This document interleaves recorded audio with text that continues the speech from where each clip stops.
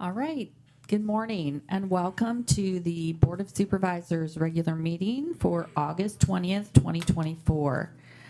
I now call this meeting to order, and can we have the roll call, please? Vice Chair Cottrell? Here. Supervisor Ramos? Here. Supervisor Pedrosa? Here. Supervisor Gregory? Here. Chair Gallagher? Here. We do have a slight change in the order of the agenda. After 11A, we will move to 13A and B, and then we will go back to 11B. I also want to announce that we're going to adjourn today's meeting in memory of Joe Peatman Sr., and I'd like to say a few words at this point, and then if my colleagues would like to say something during their board comments, that would be great. So Joe passed away last Thursday at 90 years old. He co-founded the law firm Dickinson, Peatman, and Fogarty in 1964, and he served on the Napa County Board of Supervisors from 1969 to 72. He was also the CEO of the Peter A. and Vernice H. Gasser Foundation, which provides funding for Queen of the Valley Medical Center, now Providence, and Justin Siena High School, in addition to many community-based organizations, as well as being a partner in the development of affordable and supportive housing. Joe, in partnership with his wife Angela, were a dynamic duo and supported many organizations through their gift of time and energy. They were passionate about caring for the most vulnerable in our community and had a way of bringing others together to collaborate to creatively respond to whatever the community needed. You don't say no to Joe or Angie. Today, we offer our heartfelt condolences to Angela and the extended Peatman family. Joe, you will be missed, but you will always be remembered. Okay, we are going to move to the Pledge of Allegiance. And Mr. Eberling, would you lead us in the Pledge of Allegiance? Sorry to catch you there, but thank you.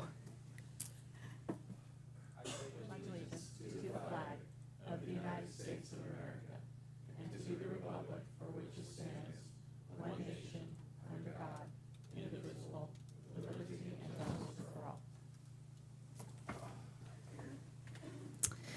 Thank you. Okay, we do not have any proclamations and commendations, but we do have a pet of the week. So I will invite Katie out with our special guest.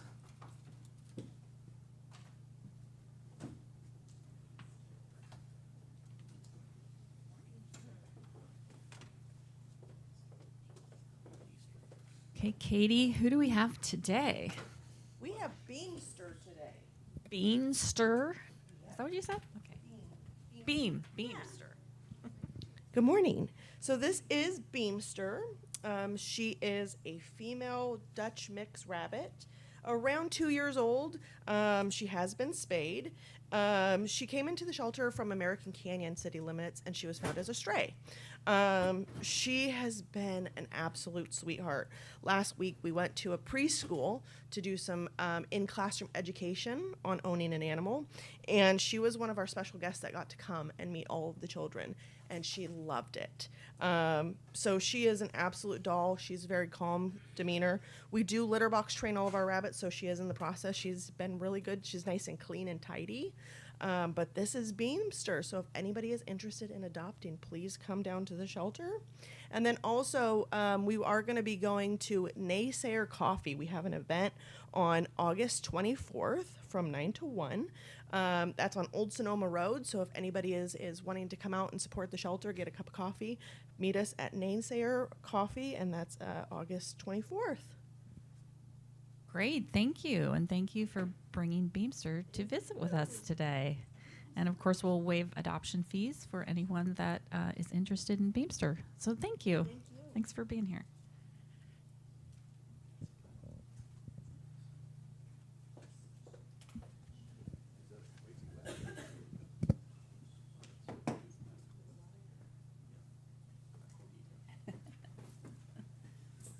I think that's Mr. Lederer's favorite part of the meeting. Right? Yeah, thought so. Okay, we're going to move to the consent calendar for special districts. Does anyone have any comments on 5A through C? Oh, shoot, D? Oh, D, yes, thank you for the correction. 5A through D. And anyone in public? Anybody on the phone? All right, thank you. I'd entertain a motion to approve the consent calendar for special districts. So moved. Second. All right, moved by Cottrell, seconded by Gregory. All those in favor, please say aye. Aye. All right, we are going to move to our regular consent calendar. I'm going to pull 6N for some discussion. We have 6A through AG, and I think we need comments from Supervisors Gregory and Pedroza on 6Q, or just Yes. notice of abstention? I'll notice that I will be abstaining on 6Q. My wife is an employee of Ola Health. I'll recuse from 6Q as well due to my relationship with their CEO. Okay, great. Thank you so much. All right. Chair, were you also going to? Oh, yes, I'm sorry. I am also going to pull L. So we're going to move the balance of the agenda with the exception of 6L and 6N. Do I have a motion? I'll make a motion to approve 6A through K, M, O and P, R through AG. Thank you for breaking it down. Do I have a second? Second. Okay. We have a motion by Ramos, second by Cottrell. All those in favor, please say aye. Aye. All right, thank you. All right. Sorry. Get me to the right page here. Did that motion exclude Yes. Q? It excluded Q, yes. Okay, Excluding, so we'll need to just take that up. So we'll take Q. I don't think we have to take Q separately, right? The abstention was, We wouldn't have, except that it wasn't part of the motion. So we do need to take it, oh, okay. and unless there's any discussion, they can stay in the room. Yeah, I don't think there's any discussion, but can we just make a motion I'll for make a that? motion to approve Q. Okay, thank you. I'll Anyone- second that motion. Okay. Sorry. All right, motion by Ramos, second by Cottrell. All those in favor of Q, not AQ, of 6Q, please signify by saying aye. Aye. Aye. Any abstentions? Abstain. Okay, thank you. All right, thank you. Okay, we are going to move to public comment. This is for all matters not listed on the agenda, but within the jurisdiction of the Board of Supervisors. Please feel free to come forward. Madam Chair, I believe you did not allow public comment on the Oh, consent I calendar. didn't. I am so sorry. Do you want to make public comment That was my on the purpose, consent? purpose Okay. in being here. All right, thank you. Go ahead. I've lost track in the 39 items on the consent calendar of what letter this is, but it's regarding the reappointment of the members of the Technical Advisory Group for the Groundwater Sustainability Agency. Back in February of 2022, which seems an eternity ago, the board discussed the advisory committee's recommendations for a technical advisory group. Director Morrison had taken the recommendation that had been made and turned it into something that was a little bit different, I believe, than was what the advisory group had recommended and what I think is wise. Basically, the group is too small. It doesn't cover, here's a brief list of areas of expertise that I think should be on the tag. Hydrology, eco-hydrology, hydrogeology, geomorphology, fisheries biology, aquatic ecology, botany with the focus on the groundwater-dependent ecosystem vegetation, engineering, grapevine physiology, especially water relations, economics, and remote sensing technology. The idea was that all of those buckets would be covered by 5 people. That's not the case, and this is not in any way disrespectful of the current group, but there's a lot of expertise and a lot of areas of concern that are not represented on the current makeup of the tag. So I think that should be revisited 20 meetings in. Second, I think there needs to be a more explicit understanding of adaptive management as it concerns the groundwater basin. Adaptive management is something more than, if it doesn't work, we'll try something else. I think a more formal framework would be appropriate, and I appreciate your attention. Thank you. Thank you, Mr. Graves.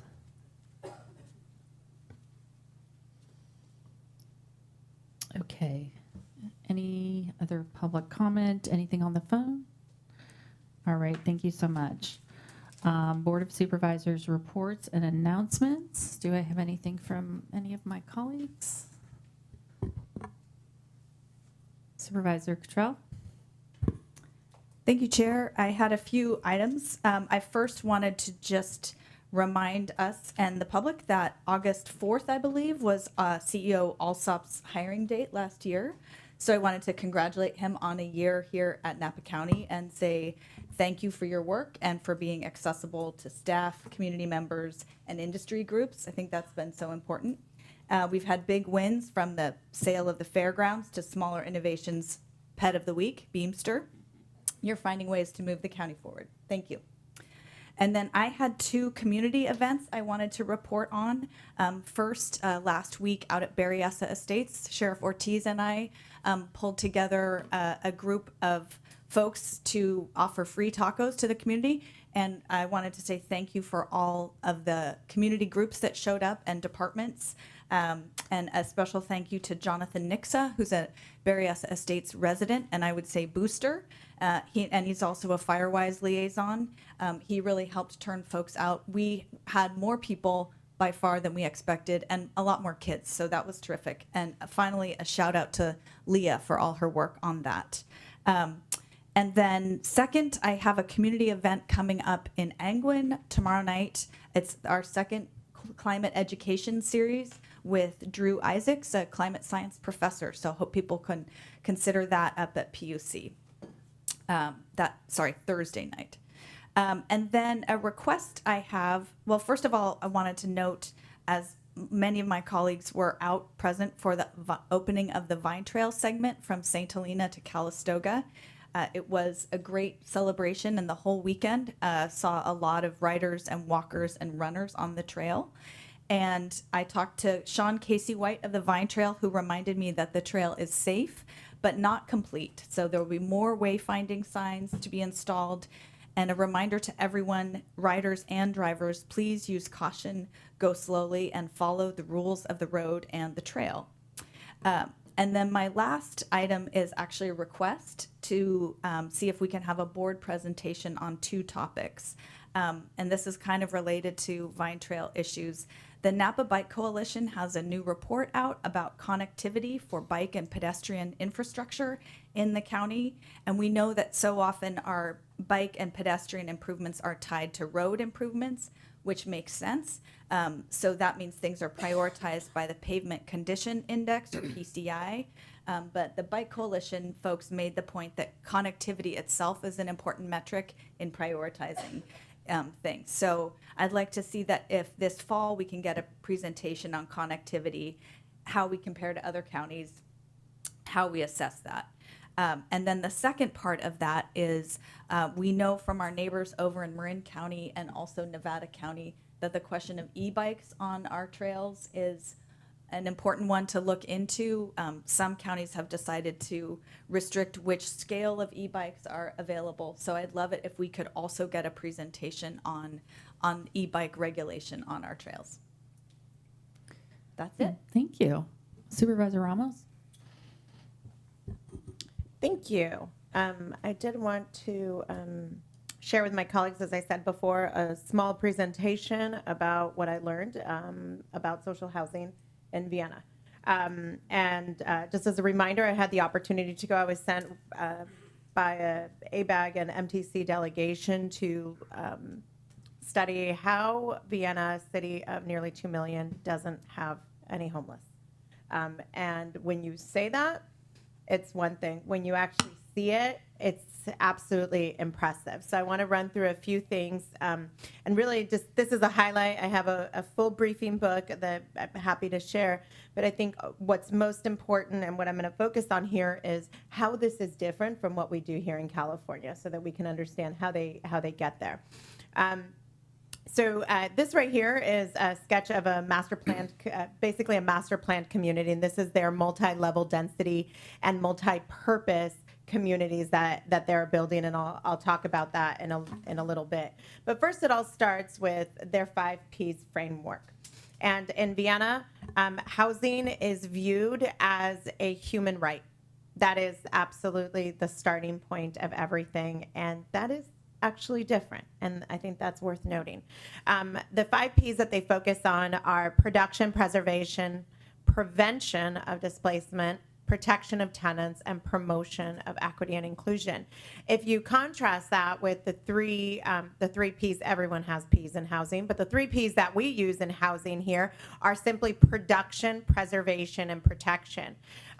What is really, really different here is that there is a focus in their housing model on preventing displacement. And I know I've mentioned this before, that the cheapest dollar to spend is preventing someone from becoming homeless and entering the homeless cycle. And we have plenty of data and to support us in our various departments. And I see department heads in the back all nodding from different disciplines. And that is, in fact, something that is incredibly different in Vienna. They also have a very diverse type of housing stock. And I found myself many a times actually just chuckling and saying how un-American, because that is exactly the difference. The difference is a very un-American, non-capitalized model. It is truly looking at housing from a humanity standpoint. Everyone deserves housing, and the cost is, while it matters, the cost is not the impediment to creating housing, because the profit is taken out of housing. So, to the different types of housing. We'll start with municipal housing, and that is government-owned housing. And while we think about government housing here, we don't really have a lot of examples of it, right? So we use vouchers and typically Section 8 housing to provide a government subsidy to be able to make up the difference of what someone can afford to what the market rate is. We'll take that completely out of the equation in Vienna. There are no subsidies for the market rate of housing. The subsidy comes in the production of the housing. So municipal housing, it is owned by the city. The land is owned by the city. They work with developers to develop it, and they rent cap everything. Talk about a very, very different model. Once you get into municipal housing, it is means tested. Once you get into municipal housing, you never get reassessed for your income qualification. So if you get into municipal housing at 20 years old, you're locked in. And now for the most revolutionary part, you get this lease forever, right? It's for you, the person. And when you pass away, you can will your lease to your family. So it literally works just like ownership. So when I kept on asking the questions, well, why don't people move on and buy a house? Because they don't need to. They literally build equity in housing, not equity from a capital standpoint, but equity in being able to secure continuity in housing for their family. And so there is one woman who is living in a flat in the Karl Marx Municipal Housing Project in Vienna, and she moved in with her parents when she was 2 years old. She's 94. She's still there. And she has the last one, the last apartment that actually doesn't have an in-unit bathroom. That's a whole nother conversation. The next one is limited profit housing. Limited profit housing. Not everybody necessarily qualifies for the municipal housing, but also isn't in the market for being a buyer. So limited profit housing is a combination of work, very much how you would see our affordable housing projects here, where government works with developers, we buy in, we bring down the cost, and there are some parameters of financing. Rent control also applies to limited profit housing, but this is more of what you would call like working class workforce housing. Most people are going to enter this part of housing if they did not already enter in the municipal housing market. But 55% of the people are in the municipal housing market. 55%. This is a renter dominated city with 70% of people are renters. Next, you move on to the smart apartments. Smart apartments is very much, given their densities and these large buildings, smart apartments are very much like our ADUs, and it's a more novel idea. Single people move into it, and it's a way of kind of scaling down and being able to produce more housing. Given the large amounts of immigration that they've had, 80,000 Ukrainians immigrated last year to Vienna. The smart apartments really became a great model to transition people out of, say, student housing before they moved on into municipal housing and to free up some of the municipal housing.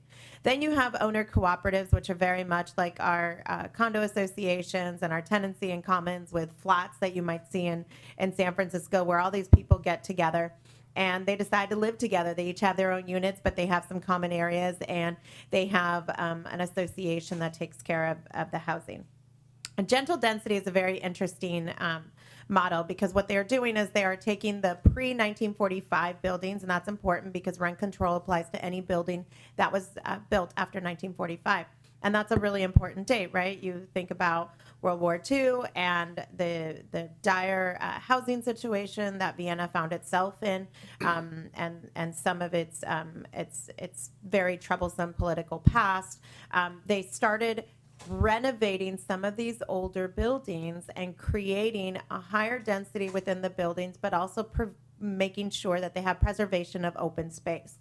So really, really beautiful balance between open space, common open space areas.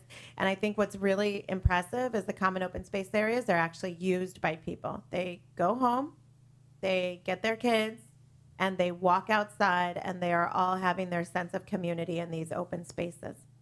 They also do have a temporary emergency housing model, very much like our shelter system, but the key is if someone finds themselves there, move them into municipal housing as close as possible. Now, there are some immigration restrictions. You have to be a resident or a citizen of the EU for 2 years. So if you don't have that, then you are looking at private renting models, which is not as nice, I will say, as the municipal housing models and this progression of housing, but there is housing available for all. Rent control. Rent control was really, really interesting in why the city started it. Rent control really was started because Vienna actually had the highest percentage of homeless post-World War I. And people were living in deplorable conditions, and the city just made the decision that they were going to prioritize housing, and that is in fact how they did it, through rent control. And it's interesting because the rent control, and you look at the caps, and you think about like average private rent, even I don't know of an apartment you can rent in Napa County for this price, and the rent doesn't go up. And so when I ask the question, well, why doesn't it go up, and how do you keep up with costs? They have a funding mechanism, and I'll talk about the funding mechanism that allows this to happen. But the idea is, if you don't increase people's rents, as they progress economically, they'll be spending that money into the economy, and Vienna will benefit in other ways. And when you see Vienna and its beauty, you understand that that absolutely works. The limited profit housing, these are very, very interesting when you look at how the city and the developers work together. And the master plan community that I showed you the diagram of, that is actually a limited profit housing association. The one that I visited had a beach with a lake that you can swim in, and it has a grocery store, and they want to make sure that your parking is within a quarter of a mile maximum. 300 steps to services is the measure that they use. 300 steps. So you come down the elevator of your building to the lobby. In 300 steps, you can either have a coffee shop, you can either have a grocery store, your car's right there, or the bus stop is right there. So everything is really within reach. It is very accessible. The smart unit model is really becoming a much larger portion of it, and that's because of the makeup of families and individuals is changing. Instead of having spouses with children, they have a lot more single people, so they're really changing and pivoting their housing model to accommodate that. I talked a little bit about the eligibility as well, and so the citizenship or permanent residency in 2 years is a really big impediment, especially from an immigration standpoint. But in fact, they do have other temporary housing and political refugee models in place in housing that is a separate department than what we actually toured. When you look at the citywide principles, so this is very much how, when you look at our housing system, someone comes into the shelter and how we navigate them through our system. This is Vienna's model diagram of maneuvering the system to ensure that people have access to services, they have counseling, and that they have a path forward. It is an incredibly supportive model. So unlike supportive housing, which is inclusive into the housing model, this is actually like a case management system that happens in tandem to be able to ensure that someone is housed. The Wolf on Wien is a very, very interesting arm of the Vienna housing model. And it is partly governmental and it's partly nonprofit. And these are the land bankers. So how do you do this? Land is the most expensive thing to acquire. When you look at our own housing models, the cost of the land and its acquisition, yes, construction's expensive, but the land itself is the most expensive. Vienna is right now producing housing at about 10,000 units per year on land that they land bank about 30 years ago. So when they see land available, they buy it. And they don't buy it because they have a project in mind so incredibly different than what we do here. Here we say we want to build a project, let's go find the land, and we find the land and we're building that project. This is vision that is decades in the making, and the original models of what they thought they might want to build actually changed in that time. But the fact is that they are planning decades ahead to ensure that they have sufficient land to be able to provide for their housing. They also, you'd think, okay, well, are these buildings ugly? No, they absolutely are not. And part of the reason is they create this, it's like it's the biggest scheme really in design competition, where it's like, to the lowest bidder, produce the coolest project and we'll award you the bottom bid of this. And the architects and the developers are all in. They want to be the ones that are awarded that contract. They want to have that prize building that is featured, and they really make a big deal and draw a lot of architects and developers from around the EU to celebrate the prize-winning models of these designs. When you look at funding, this is where it's a game changer. So there is a 1% tax on salaries for all Viennese residents, straight up. 1%, that's it. And employers are also paying into this. And the total generation from employer and employee base is about last year was 440 million euros. So about $500 million. Imagine if we had $500 million annually to work with. That's how they can actually produce 10,000 units, land bank, rehabilitate, and not drive up rental prices.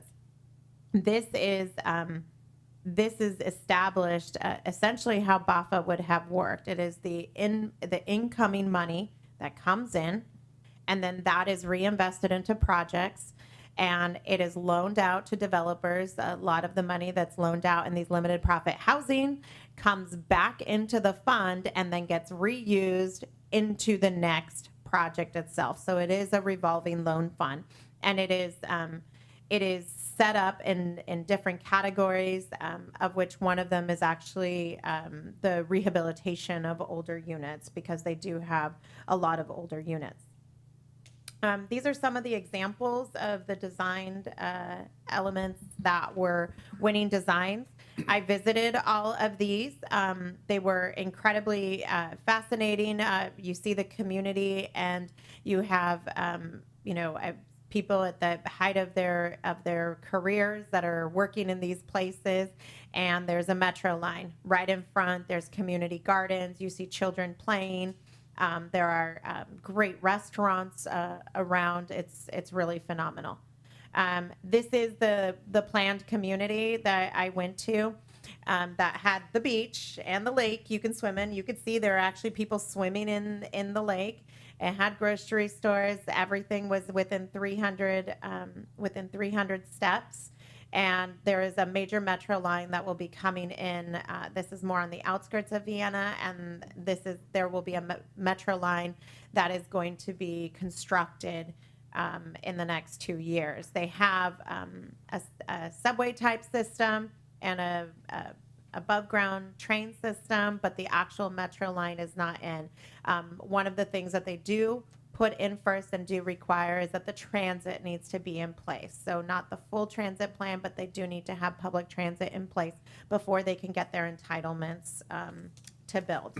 And this is me with one of our commissioners from MTC, Commissioner Abby Koga, and that's it. And like I said, just thank you for the opportunity to go. I learned so much, and while what I learned has to be put on the back burner a little bit right now for BAFA, I feel like it truly was a very life-changing experience to actually see what no homelessness looks like. Thank you. Great. Thank you so much. That was super interesting and great information for us to think about and discuss. So thanks. Supervisor Gregory. Thanks. Going back to the Vine Trail for a moment, the opening last Friday was a great community event, but the trail itself was really great. Super interesting, lots of turns, very few straight sections. Just as a biker, it was super fun. I want to thank our county for funding it to the tune of $1.3 million. A large part of moving it along, and I hope this county continues to support it, particularly the next big section between St. Helena and Yountville.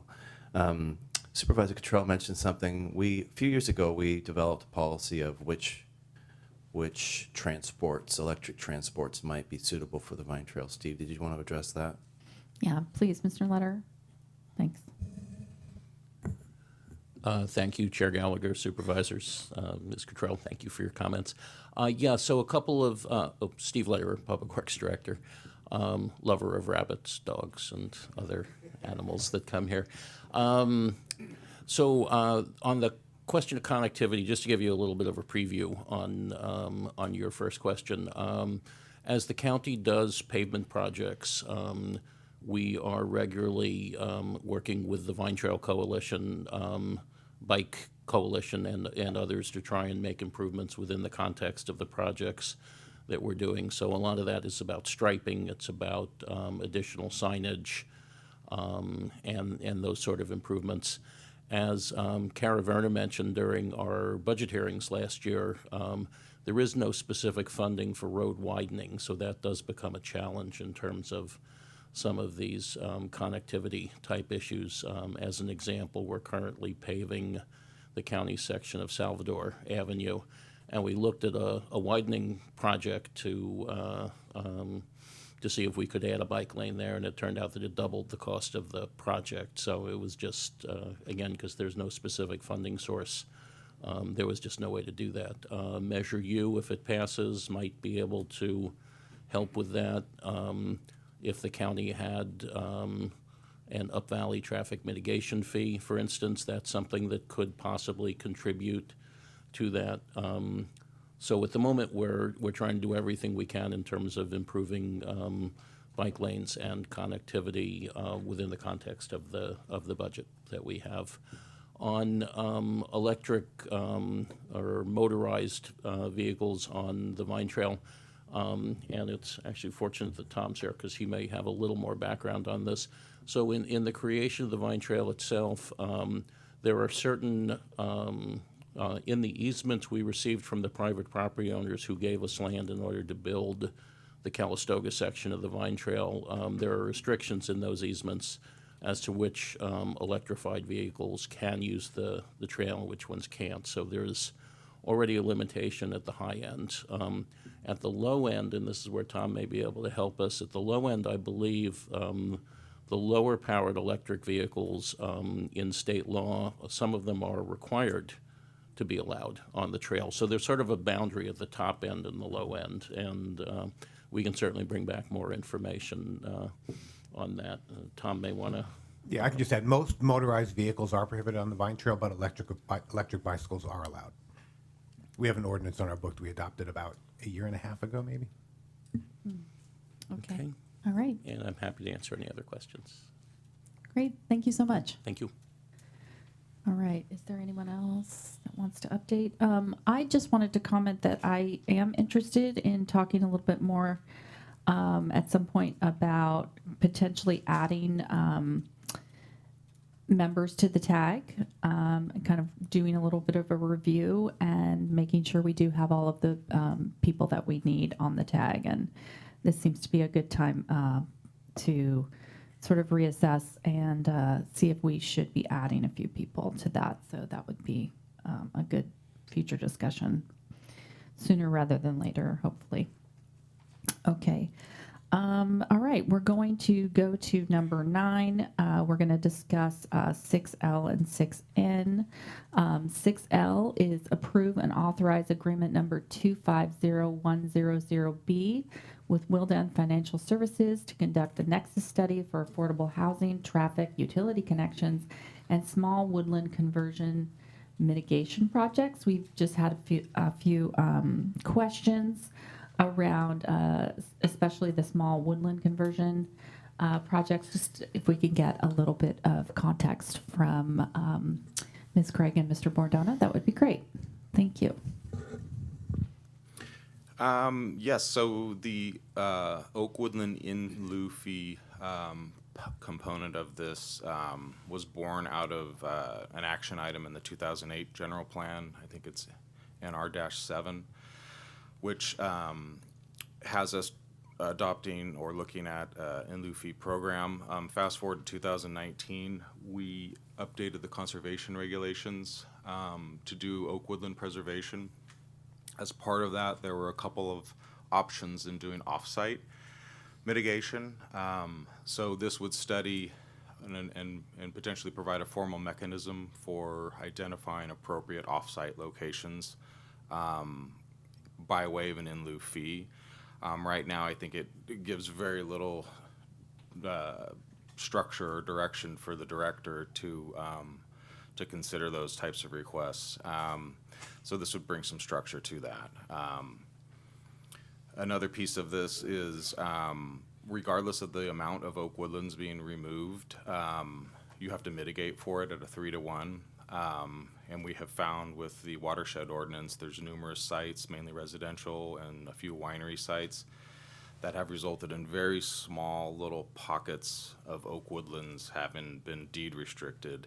And so the thought has come up, well, could there be a potential mechanism for a fee to be paid that would then be applied towards restoration projects, acquisition of parkland, RCD restoration projects, Rutherford Dust Society type restoration projects, where ultimately you get a bigger bang for your buck from a biological value standpoint, in paying into a fund that would then help pay for restoration projects of those types, rather than an isolated piece of oak woodland out, in the middle of nowhere. Mm-hmm. So this is just to study that, to see if there's anything there, and it would be brought back, of course, for future consideration. The consultant is being asked to identify other areas that do this. I know the city of Napa does it. Granted, it's an urban environment, so it's a fairly common thing. But the report would identify other areas that are doing these types of programs as well. Okay, great. Thank you so much. Do we have any public comment on 6L in the room or on the line? No? Okay. All right. Thank you. That's great. Do we want to take these separately, L and N, or can we? No, Sure. we guess we I just better have a do- question on Oh, this. yes, I'm sorry. You know, as you come back, I think one of the analysis that would be great is to look at the land from what is already conserved and where there are wildlife corridors to understand what is happening on the ground. When we look, I think we did this 4 years ago, Mr. Bordona, where we looked at what Marin County was doing and some of the goals, and I think what they had done a good job of is mapping some of the conservation efforts they were doing. I think for us, I don't know what is conserved through the land trust, through deed restrictions, what corridors exist now, and then backing into where there might be some connectivity opportunities. I think getting some mapping to that effect, I think would be a good outcome. Yeah, absolutely. And we do currently map the areas that are protected. We also map areas that are, from a regulatory perspective, kind of off limits, over 30% slopes and within stream setbacks. And when you merge all those together, you start to see somewhat of a mosaic, if you will, of areas that are effectively conserved. So we're doing that now. We'll have an opportunity to enhance that as part of the baseline data report update as well. Perfect. Thank you. Great, thank you. I'm sorry. And do any other supervisors have any comments or questions? Okay, great. Let's go ahead and take a vote on 6L. Move to approve item 6L. Second.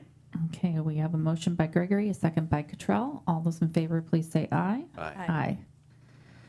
All right, great. 6N was one that I wanted to just quickly discuss. This is the grand jury reports. And I don't know, yes. Mr. Melendez is here. Thank you. Sanchez, I'm sorry. Where did I get Melendez? Who is that? I must have been thinking of somebody else. All right, Daniel, thank you. First of all, I just wanted to say thank you for making the changes to the report that we had most recently. That was around the gang activity, and that was really helpful. I had a similar comment on the raising awareness of elder abuse in Napa County, that particular report. I think I just want to sort of make this comment whenever it needs to come up to the court so that they will understand the importance of the interviews that they do. I did not see in that report that they did any interviews with seniors and or family members who made their own reports to APS. So again, I see that as a gap in their data collection that would have provided a really important perspective. And so I just wanted to add, you did a good job of doing that last time, so adding something in there that makes note of that and ask them to do that in the future. And did anyone else on the board have any thoughts on any of the grand jury reports or responses? Yeah, Supervisor Cottrell. Yeah, I also wanted to say thank you, Mr. Sanchez, for responding and incorporating some of the feedback from last session. I had asked to communicate to the grand jury that, whenever you can, please cite to, when you state a fact, help us understand where it's coming from. And you had made the point, reminding me that any interviews they do are confidential because they want people, like as supervisor in the situation that Supervisor Gallagher is talking about, to have confidentiality. But I think it is helpful for us to have some sense of where those facts are coming from. So thank you for incorporating that. And also, I think this is, I know we have a lot of things to cover, but this is an item that I don't think needs to be consent. It's great to have a quick discussion about it or a more extensive discussion. So I'd love to see it agendized as an admin item in the future too. Thanks. All right. Thank you, Mr. Sanchez. That was helpful. And can I get a motion on 6N? Just before we do that, yeah. Sorry. That's going to be on 3 of the reports, but not the raising awareness. If the board would like, I could add those edits to the grand jury report raising awareness, bring it back the next time on consent. if the board wishes, but approve the other ones. Yes. Just the way we did last week, Okay. 2 weeks ago. That sounds great. Okay, thank you for that clarification. So moved. Second. All right, we have a motion by Cottrell, second by Ramos. All those in favor, please signify by saying aye. Aye. Aye. All right, thank you so much. Okay, we do not have any administrative items for special districts.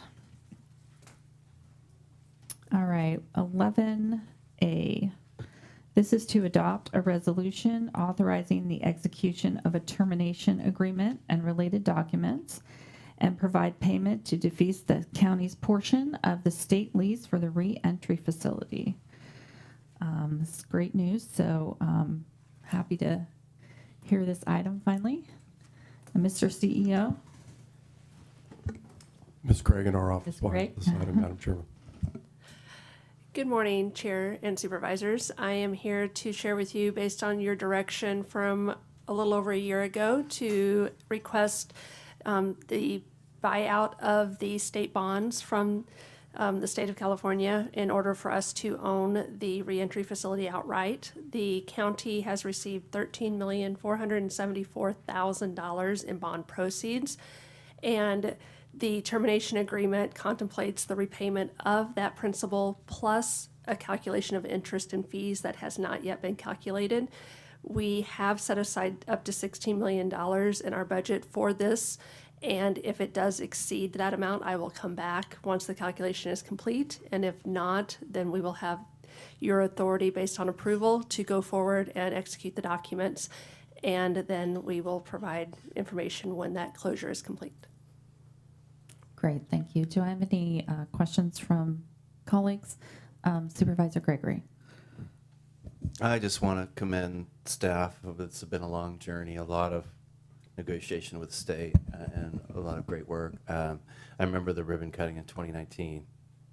We were so excited to see it, get filled for its original purpose, and it never did. So for me, here at the end before I'm through, it's wonderful to see it moving towards something that will benefit Napa County. Good job. Thank you. Thank you. Thank you. Supervisor Ramos? Thank you. I wanted to echo the same, but also just add a little detail when we look at what has changed, right? When we received this money, it was actually from the earthquake 10 years ago this weekend, right? So the idea was we needed help from the state to rehabilitate our facilities, and based upon the current criminal laws in place, there was going to be a population that was going to be suitable for transitioning from being housed in our correctional facility and to move through with cognitive behavioral therapy and support into a probation and dually staffed model. Given the changes that have happened in the criminal system, when we started looking, notwithstanding our construction woes that we had on this building, when we actually took a look at how many people would be eligible, we went from a high of, I think it was 90 to 8. And when you look at the cost of staffing and the cost of security and just the cost of operating a building, we ended up, it was going to be a cost. I did the math when we were up here, and it was $860,000 per person in custody. And that's simply just the math doesn't work out for us. It's truly not the best model given the current changes and the current standing of the criminal justice system. And so our ability to really, what this gives us is flexibility to use it for something other than what the state of California told us that we can use it for. And so while it is a big price tag, while it is a hard pivot from where we were 5 years ago, it's what makes the best sense for this county so that we can be as responsive to the current needs of our community. So not so much in the staff report, but I think that's important. Yeah, thank you so much. Okay, do we have any public comment on 6N? Anything on the phone?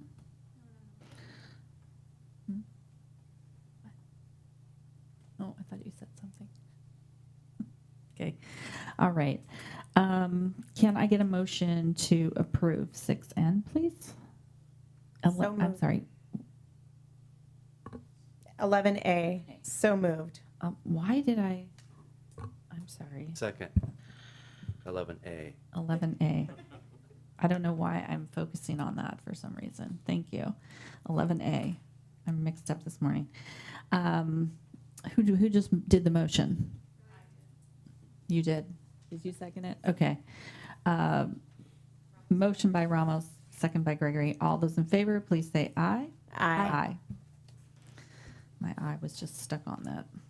Okay, we're going to move to 13A. Thank you again, Chair Gallagher, members of the board. Steve Lederer, Public Works Director. The request here is to adopt a resolution adjusting rates, which would be effective October 1st, 2024, for residential and commercial costs with the association of picking up solid waste, recyclable, green waste, and food waste in the unincorporated area, what we call Zone 1. Effectively, this is the all the unincorporated area south of Yountville. We have a contract with Napa County Recycling and Waste Services to pick up these items, and then they dispose of these items primarily at the city's facility on Devlin Road, actually Levitan Way, technically. But the city's recycling facility, as well as the Devlin Road transfer station. There is a fairly significant hike in the rates this year, primarily driven by changes in the recycling markets. As I mentioned, this contract is for picking up the waste, and the company can control the costs associated with that element of it. That element of the increase is limited to 2.4%, which is essentially CPI for this year's. The other elements of the cost increases are the cost of disposing of all those things that they're picking up. The most significant one being that last year we were receiving a credit for our recyclables, and this year, because unfortunately the recycling markets have kind of collapsed from the standpoint of being able to resell these things, and this year we're having to pay for that. So we're hoping that next year those recycling markets will improve, and these rates may benefit accordingly. We're also talking with the city about maybe doing a 3-year kind of rolling average of the rates to try and smooth out some of these. The city has verbally said they'd be willing to do that with us, although we still need to work out the details of it. So I'm happy to answer any questions. I did invite Greg Kelly, and Greg is here, and Mike Murray from Napa County Recycling and Waste Services. They're also available to answer any questions, and that's all I've got. Thank you. Okay, thank you. And the public hearing is open, and Supervisor Cottrell. Yeah, thank you, Director Lederer. Just on that last point, I'm supportive of the changes requested here, but it's going to be challenging to make sure that we're pulling in those recycled products with this change. So could you talk about how, what the plan is, or maybe someone from the team can talk about how we might address that? Is the anticipation that recycled products are going to show up in people's trash or, not be appropriately diverted? So it's not a question so much about the change as what it's going to mean on the ground for residents. Well, I'm not sure I'm going to totally answer your question here. I mean, residents' behavior doesn't need to change at all. I mean, other than they have to write a bigger check. But we have ongoing educational programs in terms of what waste is supposed to go into your garbage can, what waste is supposed to go into your recycling can, and what waste is supposed to go into your organics. There has been a big push over the last year or so with the advent of SB 1383, which is the organics recycling law passed by the state. to try and make sure we get organics out of the garbage and into the green waste can. We have, like I said, several educational programs associated with that. We also have an audit program, what we call a lid flip program, that we've implemented recently and are continuing to implement, where we actually go out and look in people's garbage cans and educate them on, if we see, and really the biggest problem that we see is organics in the garbage, because people are used to putting organics in the garbage. This is a new thing. I mean, we've been recycling or trying to educate on recycling since 1989, and it took a long time, and I think we've gotten to a good place where people understand what's supposed to go in the blue can. But now it has to be a little more effort on what goes in the gray can and the green can. There's always a challenge in terms of if people want to cut their garbage bill, they tend to do that by having a smaller garbage can, and then there does tend to be a incentive for them, if you will, to contaminate the other two cans with their garbage that they then can't fit into their small can. But again, that's an ongoing education and an ongoing monitoring program. So I hope I answered your question. Yeah, no, and I think as I'm reading it and thinking about it too, this is going to pass through and show up on a bill that's not going to make someone say, "Oh my gosh, recycling is more expensive." They're going to. I'm thinking about, is consumer behavior going to change based on this? And as you said, it's a lot about education, and people. We already are getting that message over and over about recyclable. So I like the rolling average idea too. So thanks for continuing to look at that. Yeah. Thank you. Thank you, Mr. Lederer. Do we have any public comment on this item?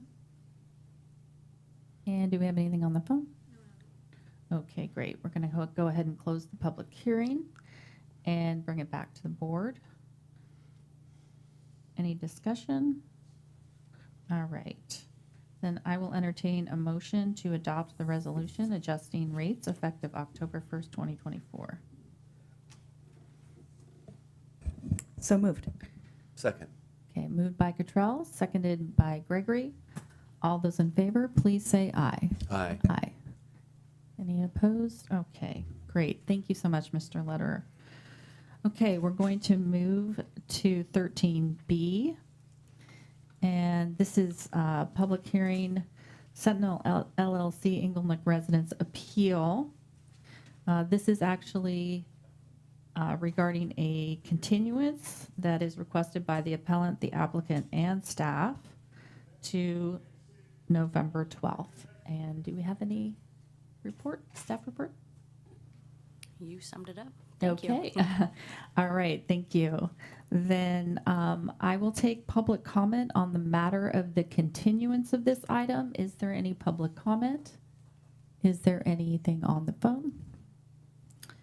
All right, great. Can we get a motion to continue to November 12th, 2024? So moved. Ramos. Second. Okay, we have a motion by Ramos, a second by Cottrell. All those in favor, please signify by saying aye. Aye. Aye. All righty. Thank you. All right. We are now going to go back to item 11B, and this is a presentation regarding the Napa Valley Housing Needs Assessment.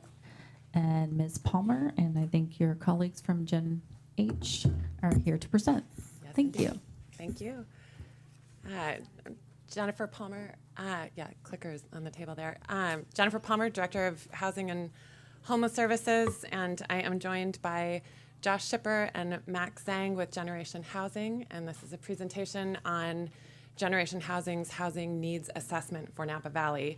I'm just going to give a quick overview of kind of why we're here, and then I'm going to turn it over to these guys to really dive into the report data. So this report is the third of 3 interrelated housing reports that have come to the board over the summer.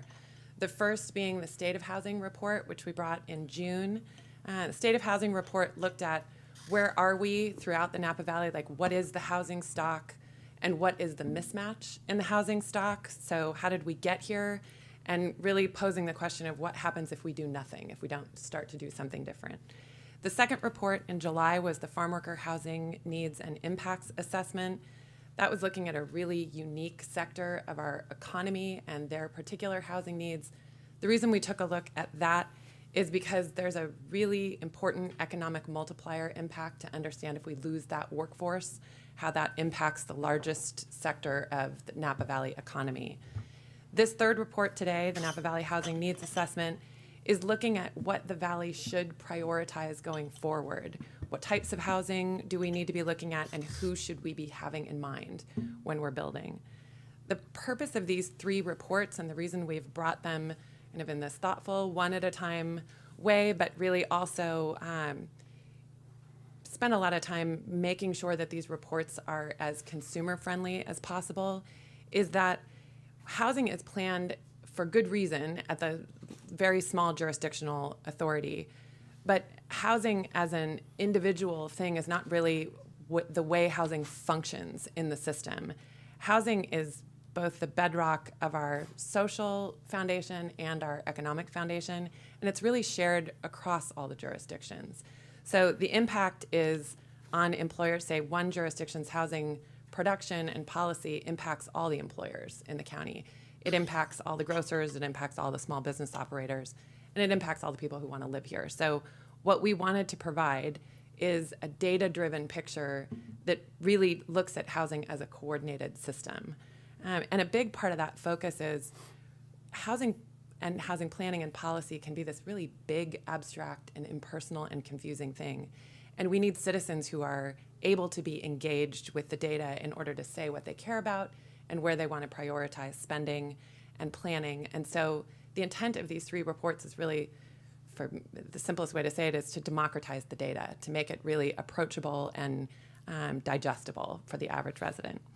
So two of those reports, State of Housing and the one today, we commissioned through independent analysts with Generation Housing to have somebody from outside the county take a look at it and give us all, and by that I mean this report to the supervisors, but really to provide to all of the jurisdictions, elected officials, to their planners, and also to the residents throughout the entire county, an analysis and some recommendations on what we can and should look at going forward. So with that, I'm going to turn it over to Josh and Max.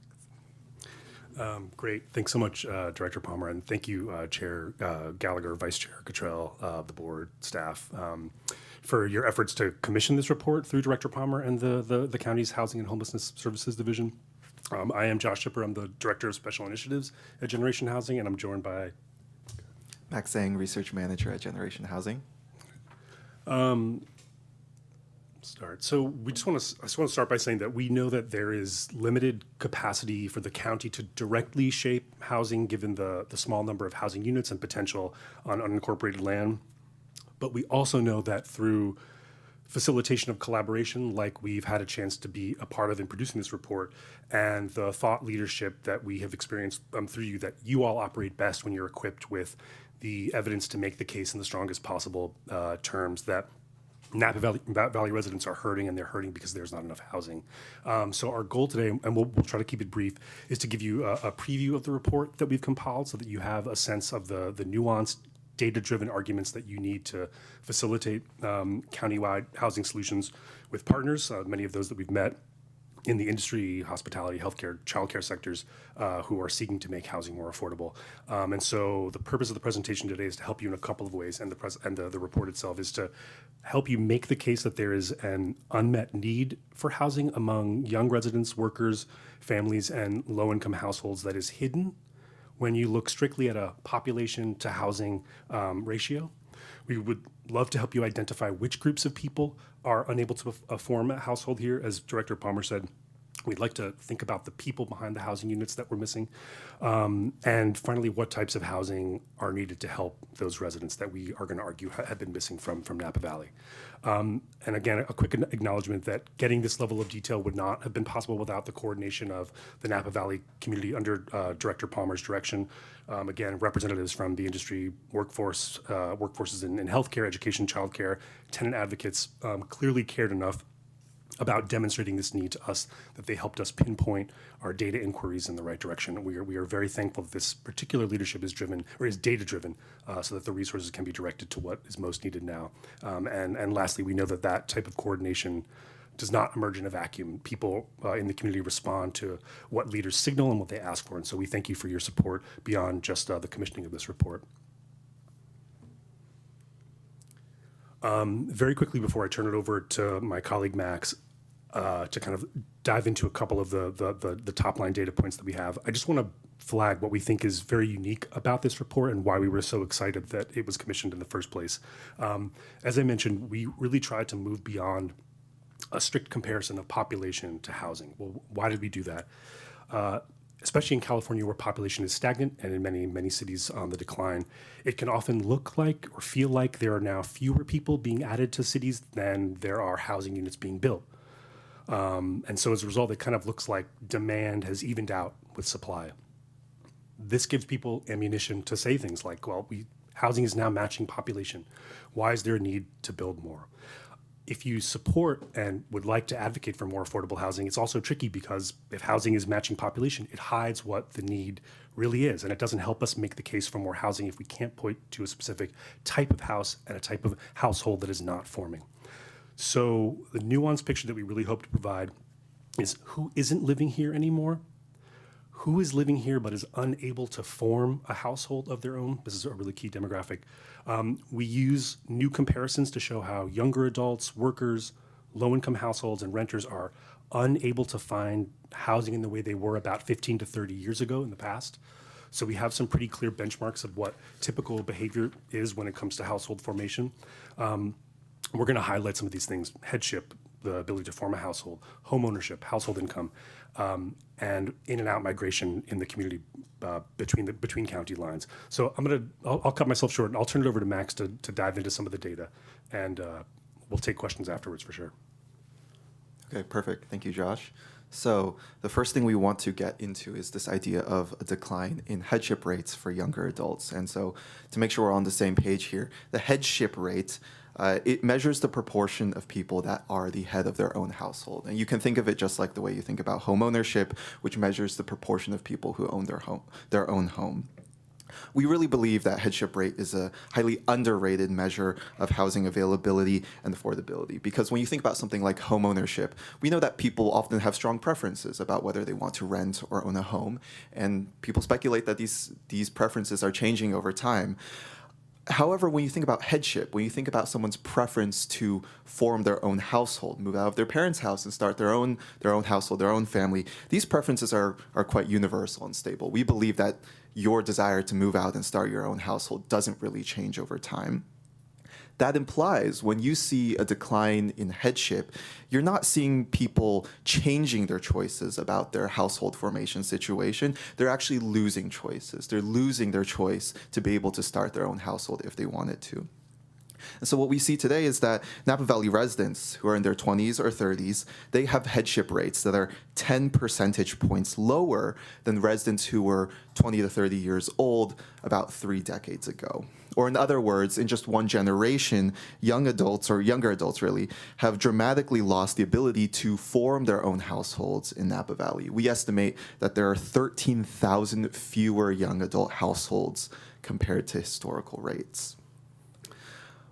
When we think about homeownership, it's a slightly different picture because homeownership is measured a little differently from headship rates, but we still see the same picture where there is a decline in homeownership rates in Napa Valley from 2005 to 2022. So that's half a generation. And in this graph where we're breaking down homeownership rates by age group, when you do the math, when you see the decline for certain age groups, such as people 25 to 34, 35 to 44 years old, on net, that's a decline of about 3,000 households who haven't been able to transition from rentership into homeownership. We also see decline or losses of other kinds of households. So when we look at things from a household income perspective, there's been a big loss in lower income households. In this top graph, we have a couple lines showing the distribution of household incomes. And once again, we're comparing 2005 to 2022. That's just half a generation's worth of change. That distribution of household income has significantly shifted to the right. And what that represents is a lot more high-income households living in Napa Valley and the subsequent loss in lower-income households. We estimate that there should be around 8,000 more households that would be making under $100,000 every year. Similarly, we also see that workforce households, or rather people who can work in Napa Valley and also have the privilege to live here, that's really declined as well since 2002. Today, less than half of Napa Valley's workers live in Napa Valley, and as we'll see in the next slide, that is totally independent of job growth. This is not associated due to a loss of jobs in Napa Valley. I'm sure everyone knows that Napa Valley's economy is strong. We see that 41,000 of these households are no longer able to live in Napa Valley at the same time that they work here. If we really hone in on these workers, we can see that from 2002, jobs in Napa are hovering in around just under 60,000.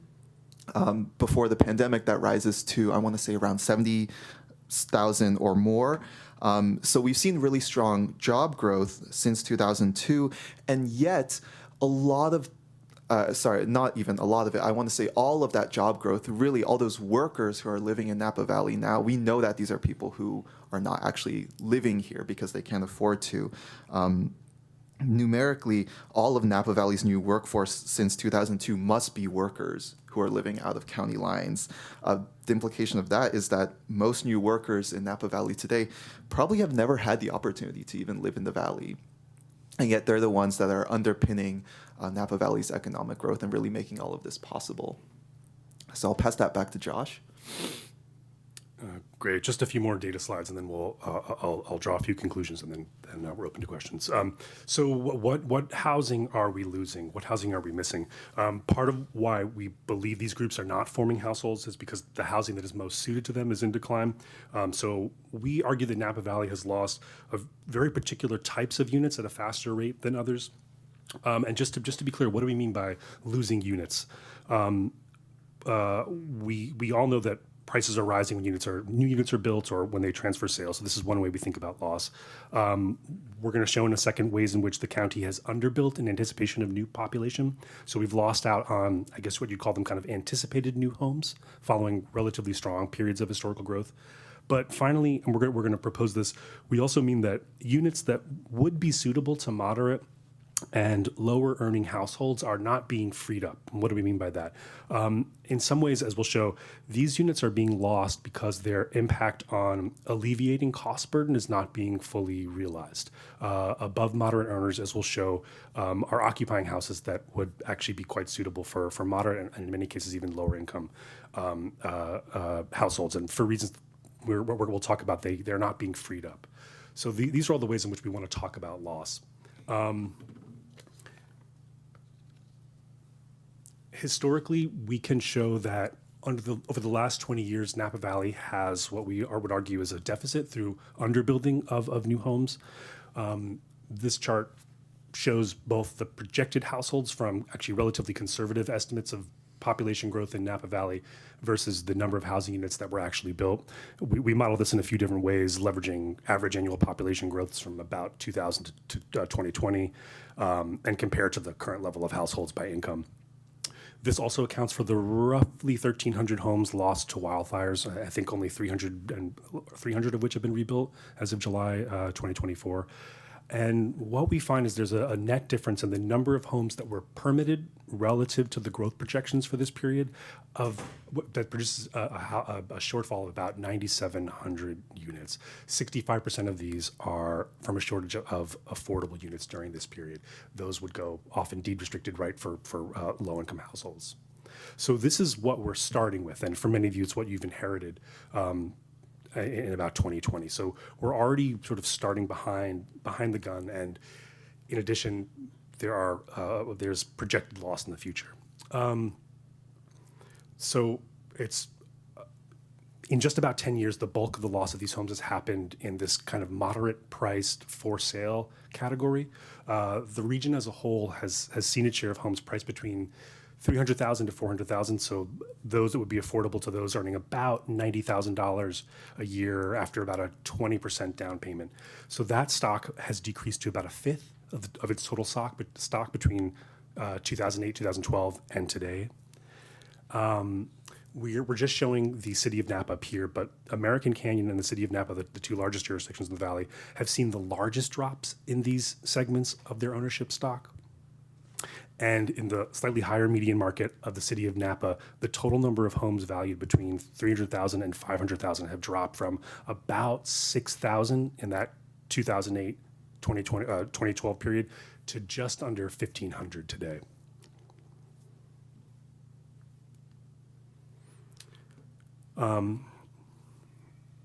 In addition to prices rising, this is the data that we have on this kind of mismatch between above moderate households and the housing that they live in. We can also show you that these moderate priced homes are rarely on the market, and they remain occupied by above moderate earners who are not leaving these properties. So this chart has two different lines. The light green line represents all above moderate earning households in Napa Valley who are cost burdened. As you might expect, not many above moderate households who are. They're typically concentrated at the luxury end of the market. We are far more interested in those, the dark green line representing all above moderate earning households who are not cost burdened. And within that segment, we are especially interested in those at the lower range who are essentially paying rents in, let's say, the $800 to $1,000 range. That while amazing for them, and that's obviously great to have your housing costs down that low, it implies that they're occupying homes that would arguably be well suited, or are actually quite well suited for moderate and especially lower earning households. We obviously believe that this is really a challenge in which higher earners themselves are unwilling or unable to move to homes that match their price. They are also pinned in by high housing costs. And the result is what we argue is an extremely limited movement between homes in Napa Valley. There's a historically great stock of affordable homes here, and the value that they offer to alleviating some of that cost burden is not being realized. All right, just a couple more. Last but not least, we can show you a little bit about the very limited range of housing options that are on the market. So this is a breakdown of the types of units, whether they're located in single-family or multifamily apartments, or whether they're able to rent or own them. And what we can show you is that small units, by and large, are dominated by rental units that are in apartments. So there's almost no chance to own a small unit, something that we might argue is an entry-level unit. Medium-sized units, two bedrooms, are a bit more evenly split between rentals and for sales. Some single-family homes are available to rent, but there's very few condos available. Again, something that might be a kind of entry-level option for someone looking for a home.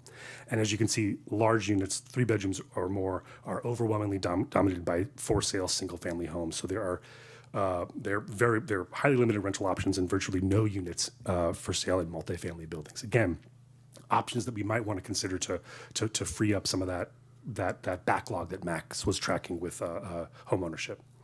So again, overall trend: if you want a small house, you rent an apartment. If you want a big house, you buy a single family home. There's very little in between. All right. Again, just in the interest of time, I'll try to keep this short. All of this leads us to conclude that the county has got to devise policy that supports some of the development of units that it has lost by combating the trends that have made it so rare. We argue this can be accomplished by several means, some of which are already working in Napa Valley, a few of which we think can be exercised a bit more. This is a really interesting day to be here with Supervisor Ramos's presentation on the Vienna model, but we would argue that so much of this begins with acquisition. The city staff face a ton of pressure to identify infill sites on land that may be currently underutilized, but we know that land is scarce and expensive. So keeping costs down through acquisition of discounted land, public, quasi-public, religious sites, underutilized parking, we think is going to be a key step in making some of this possible. We also think that even when multifamily housing, which we need is permissible in multiple zoning regions. It's very rarely given by right permission, so it's competing against lower density, often single-family homes, and those typically win out on the market. So incentives that may enable multifamily homes to kind of edge out single-family projects, lower density projects, we think is one key way to go. All right, last but not least, as Director Palmer said, just a couple of examples of what we think is working right now and what we would argue would be very beneficial to continue in the future. We are seeing some larger multifamily rentals come online, Lemos Point in American Canyon and Heritage House in the city of Napa. Heritage, I think, it's a combination of one-bedroom units and a bunch of studio units, but they're also like 12, maybe, I guess about a dozen 2- and 3-bedroom units that are going to be affordable for low-income families. This is exactly what the county needs. We're also seeing some very interesting and excellent workforce housing projects. Our town, St. Helena's 953 Pope Street is really interesting. It's a really innovative acquisition model. It's a charitable sale. It's a workforce village. Wine Train Housing from Noble House is challenging the idea that workforce residents are young and single, so they're providing studios, 1-bedroom apartments, but also 3- and 4-bedroom rental options, which is really, really crucial. I will stop there, and I'll just say again, a very interesting day to be here as part of to hear Supervisor Ramos's presentation. We're also all living in the aftermath of the unfortunate collapse of the bond. The bond, I would argue, was the idea behind it was in part because costs are so expensive, many of which are incurred at the local level, and so without it, we still have resources, but taking actions to reduce the costs of acquisition, of approval processes, especially for affordable and multifamily housing, I think will be key. We'd be happy to take any questions. Thank you. Thank you so much for the presentation. Supervisor Gregory. Yeah, thank you very much. We've got these defined affordability levels. You're well aware of 30 to 80 is sort of the affordable level, 80 to 120 is moderate. And then you've referenced above moderate a few times. And in my head, I think of if you've ever put in an offer recently on a house, it's a cash buyer that you have no chance against, right? But there's this space in the middle. I believe many of our county programs now, we've gone up to 150 AMI. Is that the right number, Jen? It's just a quick check on the number. So it depends on which program. Our proximity loan program is limited to 120% AMI. The TOT, the project's funding, like the Affordable Accessory Dwelling Unit program, can go up higher. Cool. Yeah, thank you. So we're recognizing locally that there's this space in the middle. I think the question is it time to define workforce, some space in the middle that's defined affordability level, somewhere between moderate and above moderate? I mean, we would argue for sure, as long as it was then attached or the incentives were attached to it. So if you could, so if you define that and then had specific programs that targeted those groups, absolutely, in part because they're so difficult to build. So new builds are not going to bring you the numbers that I think you need in that category. I mean, they can, but trying to target that group by defining that income level, designating existing housing or in some cases new housing would be essential because they don't always pencil out from our perspective. Yeah. And then just a comment, I was 9,700 the right number for differential between what we should have done and what we've done? Yes. We don't have enough land, even if there was wherewithal to build 9,700 in the last 10 years. Our REOL prevents it. So a reality to us and future decision makers is that's the elephant in the room. What are we going to do about that? And I think that's coming sometime soon. Okay. But that's a comment for everybody else. Thank you. Supervisor Cottrell. Yeah, thank you. Thanks, Supervisor Gregory. Same question. The 9,700. I don't know where we would put that. So that's hard to have out there as a metric we should have hit. But yes, something to continue with. I guess, first of all, thank you. I think this presentation is so helpful, and it's helping us think about the problem and potential solutions from kind of a new angle, this mismatch between a person and what kind of home they can have access to or should. So thank you for that.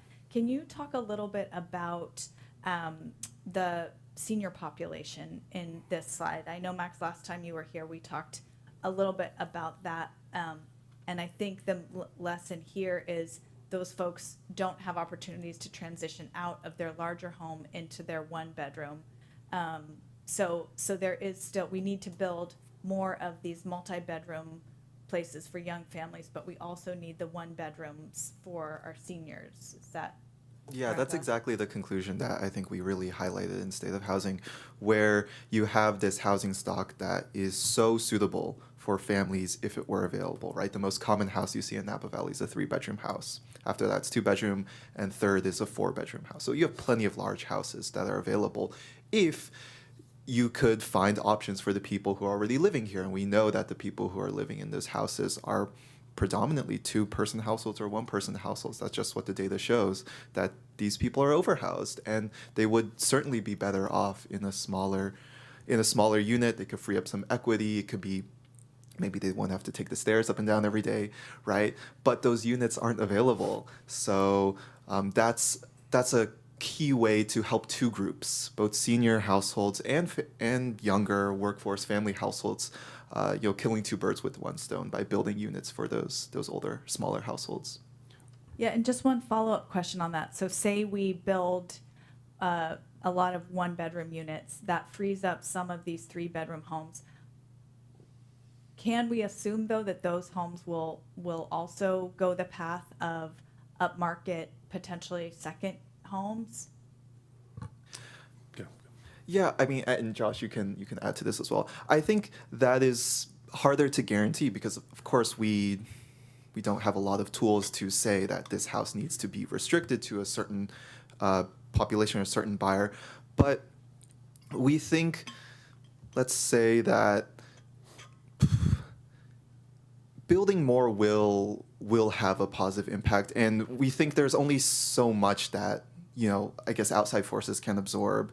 I think we have to feel that like building these units is the primary way to move forward. That you're going to have to attempt to find better homes for older, smaller households who need better options, and we can't guarantee that everything's going to go to the people who need it most, but it's the clearest path forward, I would say. Josh, I don't know if you want to add on to that. Yeah, that's a great question, Supervisor Cottrell.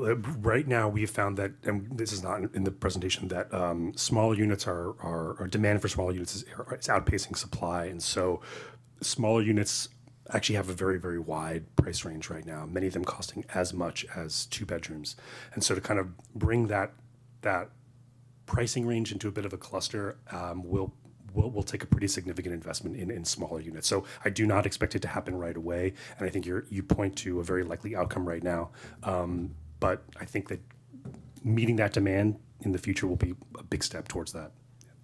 And I just wanted to add 2 small things onto there, because it is a great question that what happens at the market rate is not really anything that we get to regulate.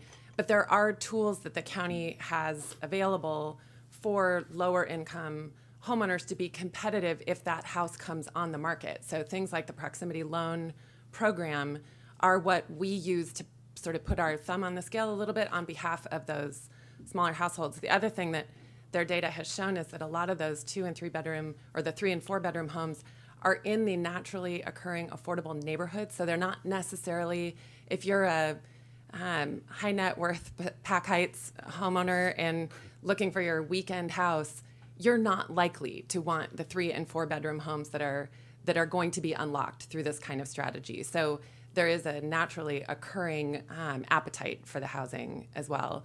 The other thing that's constricting flow that I think is just important to educate everybody about and to remind ourselves is the unbelievably low interest rates that were offered during the pandemic has a lot of people who were able to buy into the market now kind of locked in because they're not going to be able to get the equivalent, even smaller home for some of the families that are in there.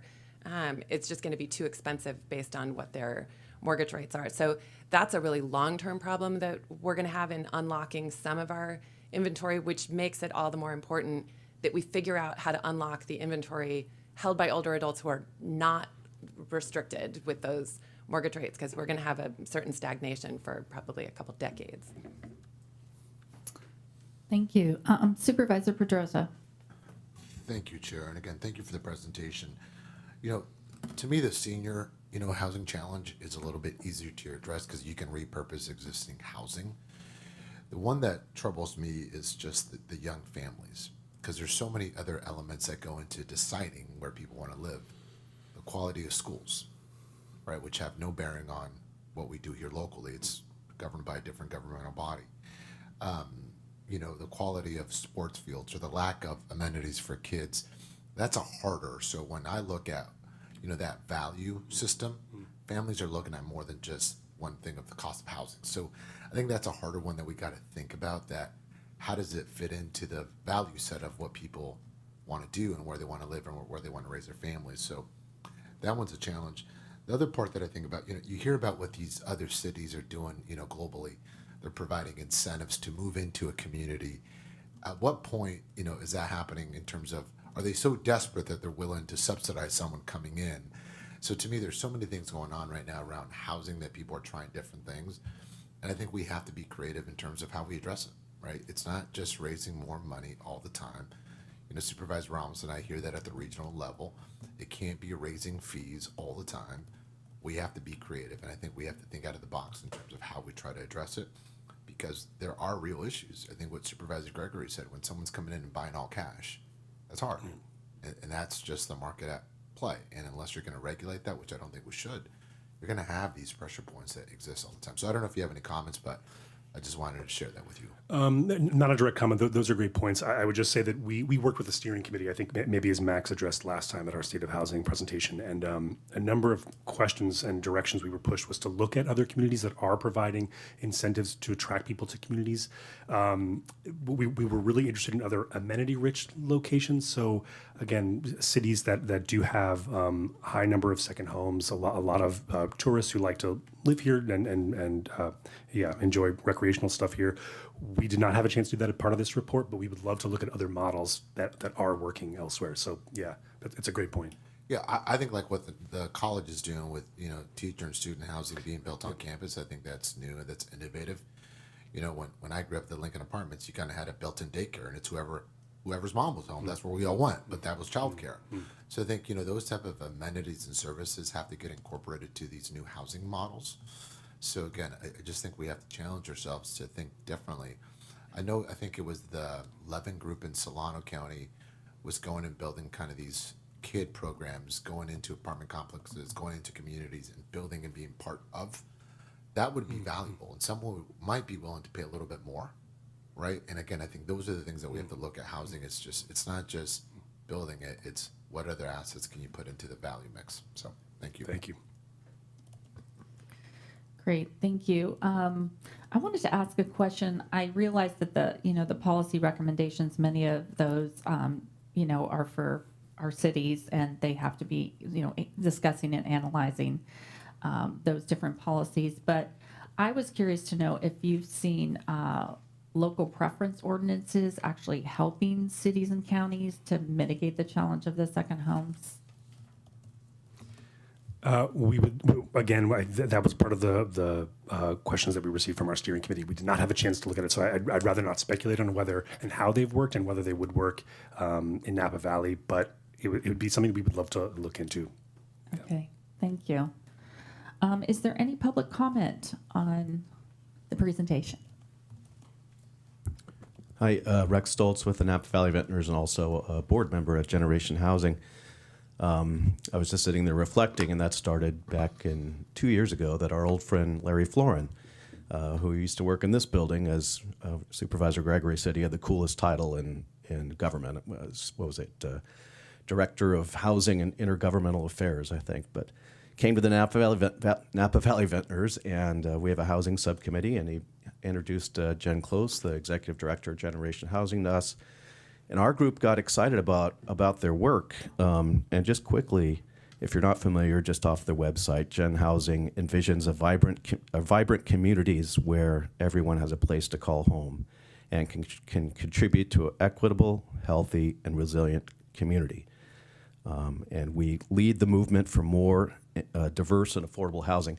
I was at a reception that Gen Housing did, was it last Thursday night?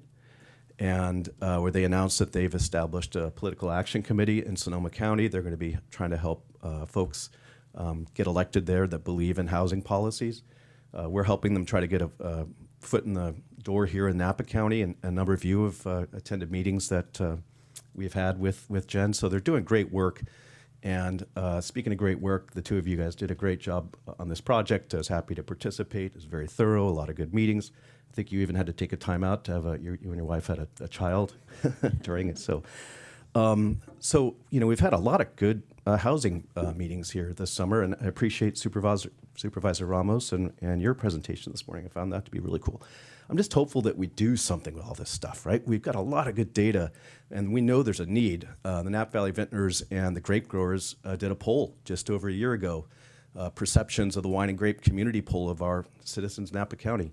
And the number one concern that came out of that poll, cost of living and in particular housing. So it's a big deal. We've got good data. I would be interested in knowing from Max and Josh if and this goes to Supervisor Gallagher's point, are these presentations also happening at our city halls in the Valley? Because, you have the ability to do a lot of great things and do a lot of great things in this area, but it's going to take a big partnership beyond the county and really the industry. It's going to take the cities as well. So thanks for commissioning this data, and thanks for the great job that you guys did.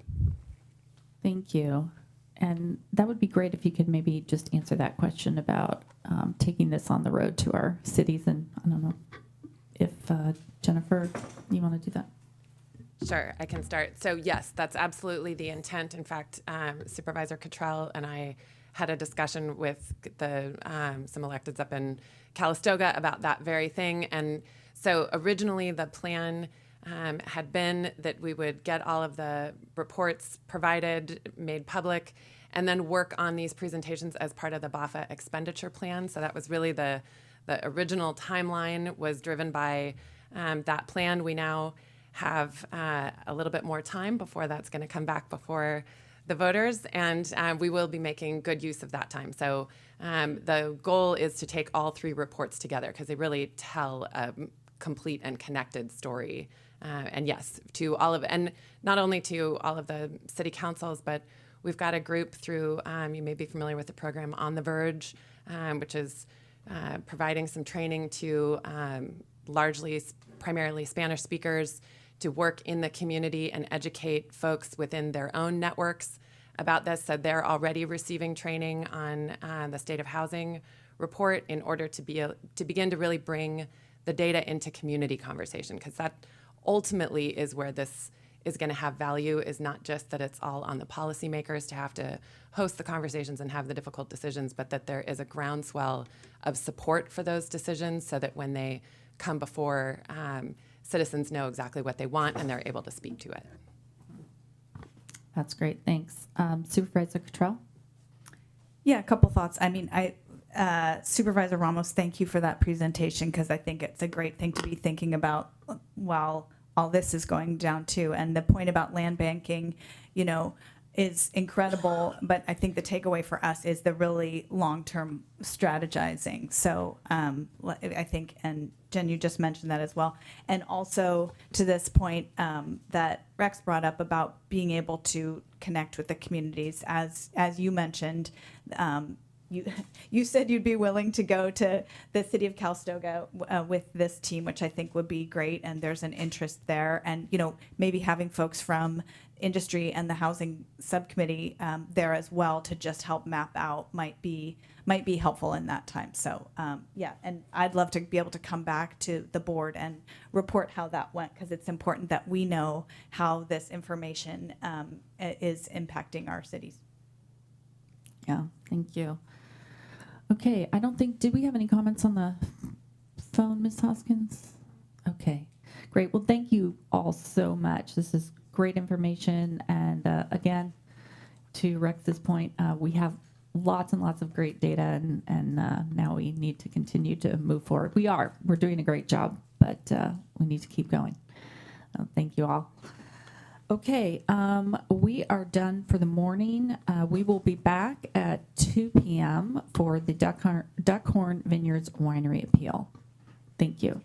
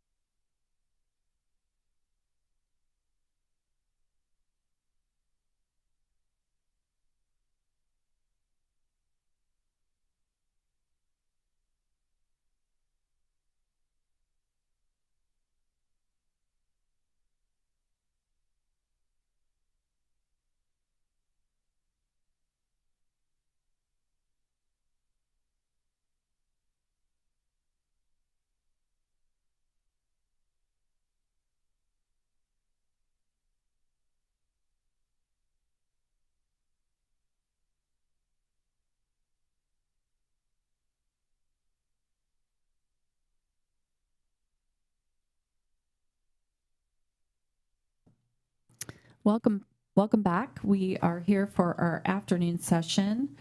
We are going into a public hearing for Duckhorn Vineyards Winery Appeal. We will conduct a public hearing to consider the appeals filed by Appellant John Murphy on behalf of Preserve Lodi Lane and Appellant Water Audit California concerning Napa County Planning Commission's decision on May 3, 2023 to approve the Duckhorn Vineyards Winery Use Permit Major Modification Application Number P1900097 and adopt the revised mitigated negative declaration and mitigation monitoring and reporting program. I would like to start with disclosures, any ex parte communications or any new Levine Act disclosures. Can we start with Supervisor Ramos? Yes, thank you, Chair. I do not have any Levine Act disclosures. I did meet with the project applicant team, which comprised of in-house counsel, outside counsel, and their project team at the site for 45 minutes. I did previously meet with Mr. Murphy before the Planning Commission hearing. Thank you. And I have read correspondence and mountains of correspondence. Okay. Thank you. Supervisor Cottrell? Thank you, Chair. I have no Levine Act disclosures, and for my other disclosures, I have met twice on site with the Duckhorn team, including Pete Prisbalinski, Zach Rasmussen, Sean Sullivan, as well as project consultant George Monteverde and attorney Rob Anglin. In that initial visit, pre-Planning Commission meeting, I toured both the east and west sites and walked the location of the winery site. I've also had follow-up conversations with Mr. Monteverde and Mr. Anglin. And I have met and spoken at length with several neighbors. I visited John Murphy at his home, and another time he hosted a meeting with me at his home with several neighbors. I visited the Scalatis at their home and walked around the property line they share with Duckhorn. I've had a couple of phone conversations with the Pegendarms, and finally I have met on Bird Hill with several residents. Thank you. Supervisor Gregory? I haven't been as busy as Supervisor Cottrell, apparently. I met 2 weeks ago on August 7th with the applicant team, and I remember months and months ago with Mr. Murphy. I think it was probably around the time of the Planning Commission. That is all. Thank you. Supervisor Pedrosa? No Levine Act disclosures. I did speak with the applicant as team attorney, and before I've met with previous leadership from Duckhorn. Okay, thank you. Yes. My apologies. Prior to the Planning Commission, I also met with the Scalatis and walked their property line, and it was a 45-minute visit as well. Okay, thank you. You reminded me of some things too. I did meet with Scalatis at their property. I think this was prior to Planning Commission. I also met recently with the applicant team and their representatives at the site, and I have also met again with the appellants and neighbors. Okay. All right. I'd like to invite our staff now to Mr. Bordona. Are you going to kick it off, or? Okay. Oh, Mr. Hawks. Thank you. Good to see you. If you could update us regarding the settlement reached between Water Audit and the applicant, contingent upon adoption of additional conditions of approval. If we can just get my PowerPoint up real quick. All right, thank you very much. As the chair mentioned, staff on Monday morning became aware, was forwarded a joint letter from the applicant, Duckhorn Vineyards Winery, and the appellant, Water Audit California, who have come to a mutually agreeable settlement. The applicant and the appellant request that the board modify the Planning Commission's approval with modified additional conditions of approval contained in Exhibit A of their letter, and all the supervisors should have been forwarded that letter. Staff has provided a summary of the changes requested on the PowerPoint in front of you, but the board should refrain from discussing, deliberating on the joint request till after the staff's presentation, the hearing on the appeal by appellant Preserve Lodi Lane, and the applicant as well. And so that does it for staff's quick discussion about the settlement agreement that you have in front of you. You can see on the PowerPoint some of the just kind of summary of what some of those points are, primarily just clarifying and modifying some of the biological and cultural resource mitigation measures that were approved by the Planning Commission, as well as some changes to conditions of approval in the project's conditions of approval. With that, I'll stop there and you can move on to number 3. All right, thank you. Does the applicant or water audit have any comments regarding the settlement proposal? Okay, great. And as Trevor said, we will be discussing that proposal and the additional conditions of approval at the end of the hearing. All right, we're going to go ahead and open the public hearing, and I will ask staff to present on the PLL appeal. Thank you very much, Chair.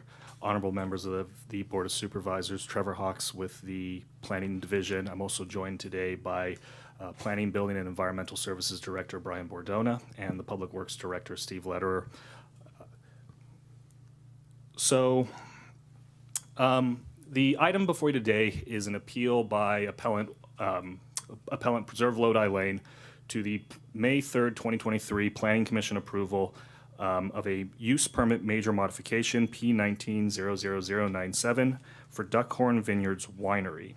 Duckhorn Vineyards Winery is a approximately 50-year-old pre-WDO winery. Well, I think I'm squeaking a little there. Whose most recent permit modification came in October 5th, 2005, prior to the hearing that the Planning Commission heard on May 3rd, 2023.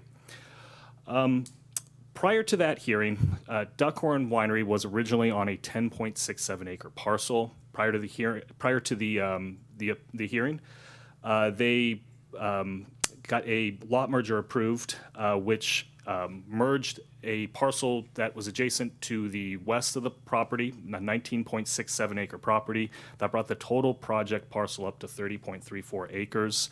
Additionally, as part of this project, there are 2 1-acre parcels that are adjacent to Lodi Lane. So, for a full project parcel configuration of 32.35. The project is at the northwest corner of Silverado Trail and Lodi Lane. It's bisected by the Napa River. It has general plan designations of both agricultural resource and agricultural watershed and open space, and it has an agricultural preserve zoning district. The existing winery size is 4,190 square feet. And existing development on the project parcel consists of the winery buildings, associated infrastructure, vineyards, a single-family residential structure, and an agricultural pond. So at the May 3rd, 2023 Planning Commission meeting, the Planning Commission, by a 3-0 vote, approved the request by the use permit major modification request by Duckhorn Vineyards. That included some of the following physical modifications that you see up on the PowerPoint before you. It included the construction of a 58,042 square foot facility on the west property. This is the parcel that was merged with the Duckhorn property when they did the parcel merger. The construction of an 8,839 square foot expansion to the existing estate house on the east property. Modification and expansion of their water and wastewater system. Increasing the on-site parking to 96 parking spaces. Demolition of existing buildings, including some production buildings on the east property and a single-family residential structure on the west property. Removal of 3.55 acres of vineyards and about approximately 49 trees.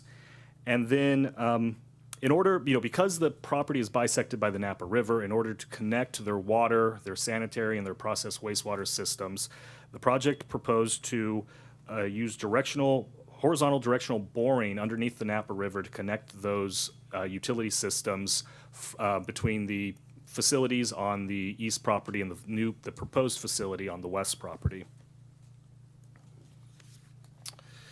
Planning Commission at that May 3rd, 2023 hearing also approved several operational modifications to the use permit.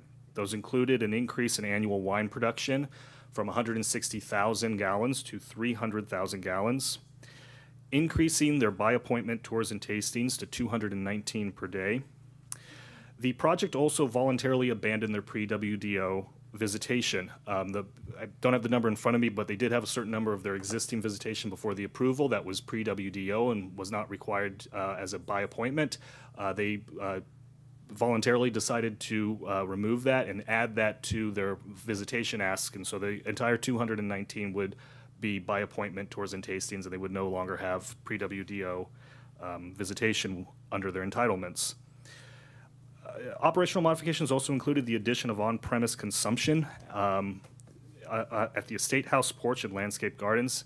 And finally, this is somewhat of a phased project. So the applicant was intending to build the production facility on the west property first. When that would be complete, there would be a temporary relocation of by appointment tours and tasting, marketing events, and the on-premise consumption to the west property facility during the expansion of the Estate House. Some of the other project considerations, conditions of approval, and mitigation measures that were approved by the Planning Commission on May 3rd. This project, based on the request, required a traffic impact study to be prepared by it. That traffic impact study found that the project would trigger a left turn lane warrant at the east property driveway with the expansion. The applicant requested, filled out, the application and submitted a road and street standards exemption request for that left turn lane warrant based upon environmental constraints at that driveway. And that was tentatively approved by the Department of Public Works and approved alongside the use permit modification by the Planning Commission. Under that TIS, there was also found that the SR29 Lodi Lane intersection would operate unacceptably at LOS under cumulative conditions, and so the applicant was required, or conditioned, I should say, to construct a dedicated right turn lane at SR29 and Lodi Lane. The applicant was also conditioned to install north and southbound speed feedback signs on Silverado Trail. The commission approved or adopted 9 biological resource mitigation measures and 2 cultural resource mitigation measures alongside with adopting the mitigated negative declaration for the project. And then the project also, so the project that came in, at the time that the project came to the Planning Commission, the groundwater use criteria for the valley floor had been updated to 0.3 acre feet per acre per year. This project had calculated an existing water demand of 14.04 acre feet per year. It comes in under that, so the project is no net increase, and it is conditioned to monitor project wells for no net increase in groundwater use. And then finally, the wastewater system, both the process and sanitary systems, are designed in order to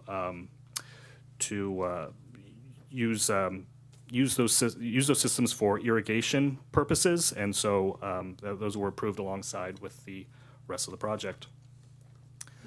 So subsequent to the May 3rd, 2023 Planning Commission hearing, we received timely appeals by Water Audit California and Preserve Lodi Lane. As we mentioned earlier, there's a settlement agreement reached between the applicant and Water Audit, so staff is today just talking about the Preserve Lodi Lane grounds of appeal. We've provided up on the screen essential categorization of what their grounds of appeal fall under. You can find those specific grounds in Attachment A of the agenda packet. The applicant has also provided a response to those grounds in Attachment P. And then finally, staff has provided responses to those grounds in Attachment R. The staff responses in Attachment R are co-authored by the Planning, Building, and Environmental Services Department and the Department of Public Works.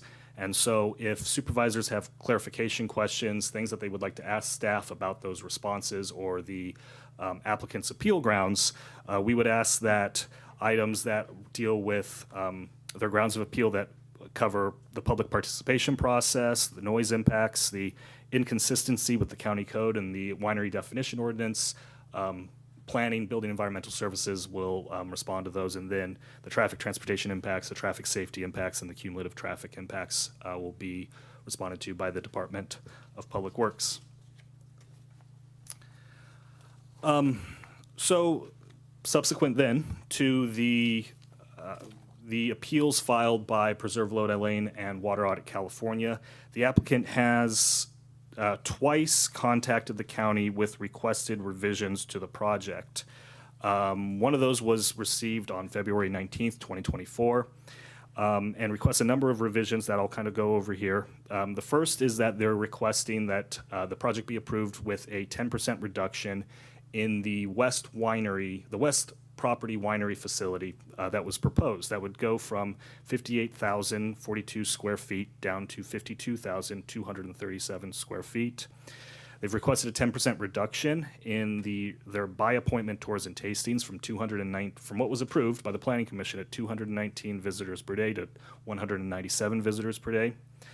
The project was approved with 3 existing wells and was approved to demolish 2 of those existing wells. The revision that the applicant is requesting is that they would still remain 3 existing wells and 2 demolished wells, but they would also construct a new project well, and that project well would be constructed and located and designed to meet Tier 2 well and spring interference criteria and Tier 3 groundwater surface water interaction screening criteria. Finally, with that revision, the applicant, the project that was approved by the Planning Commission was a no net increase project. However, due to the use of recycled wastewater and irrigation, total volume at domestic well 1 did increase. So under this revision, what the applicant is requesting is that domestic well 1 would see a 10% reduction in what was proposed for the project from 5.45 acre feet per year down to 4.9 acre feet per year. Its pumping rate would be reduced from a well that could pump at 12 gallons per minute down to 10.8 gallons per minute.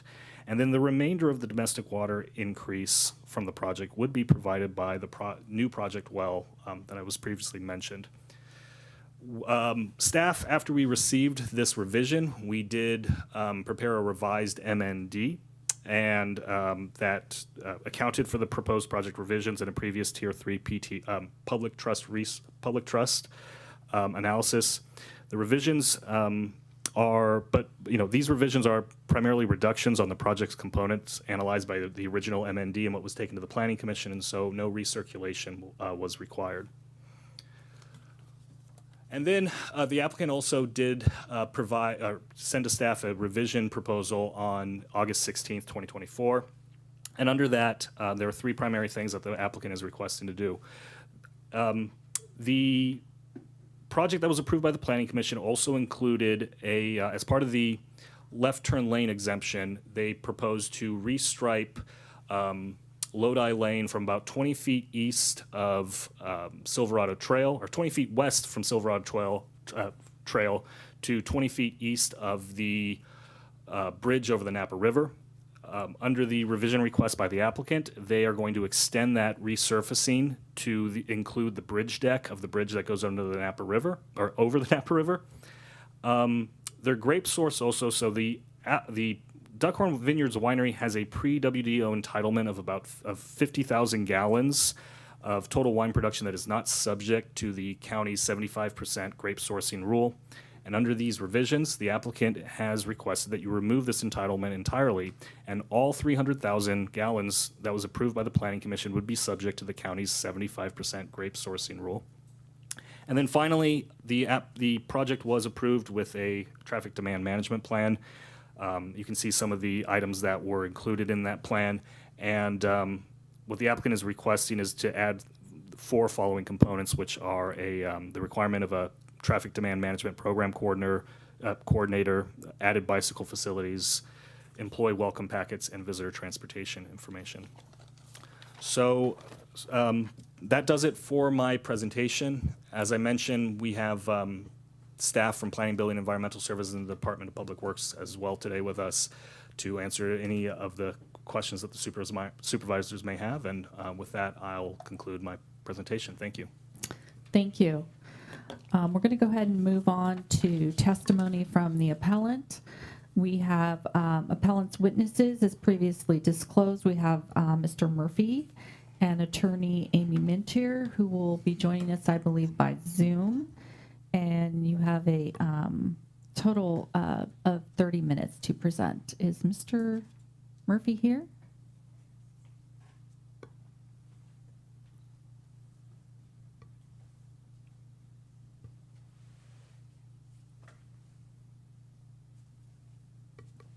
And there's Ms. Minter. Welcome.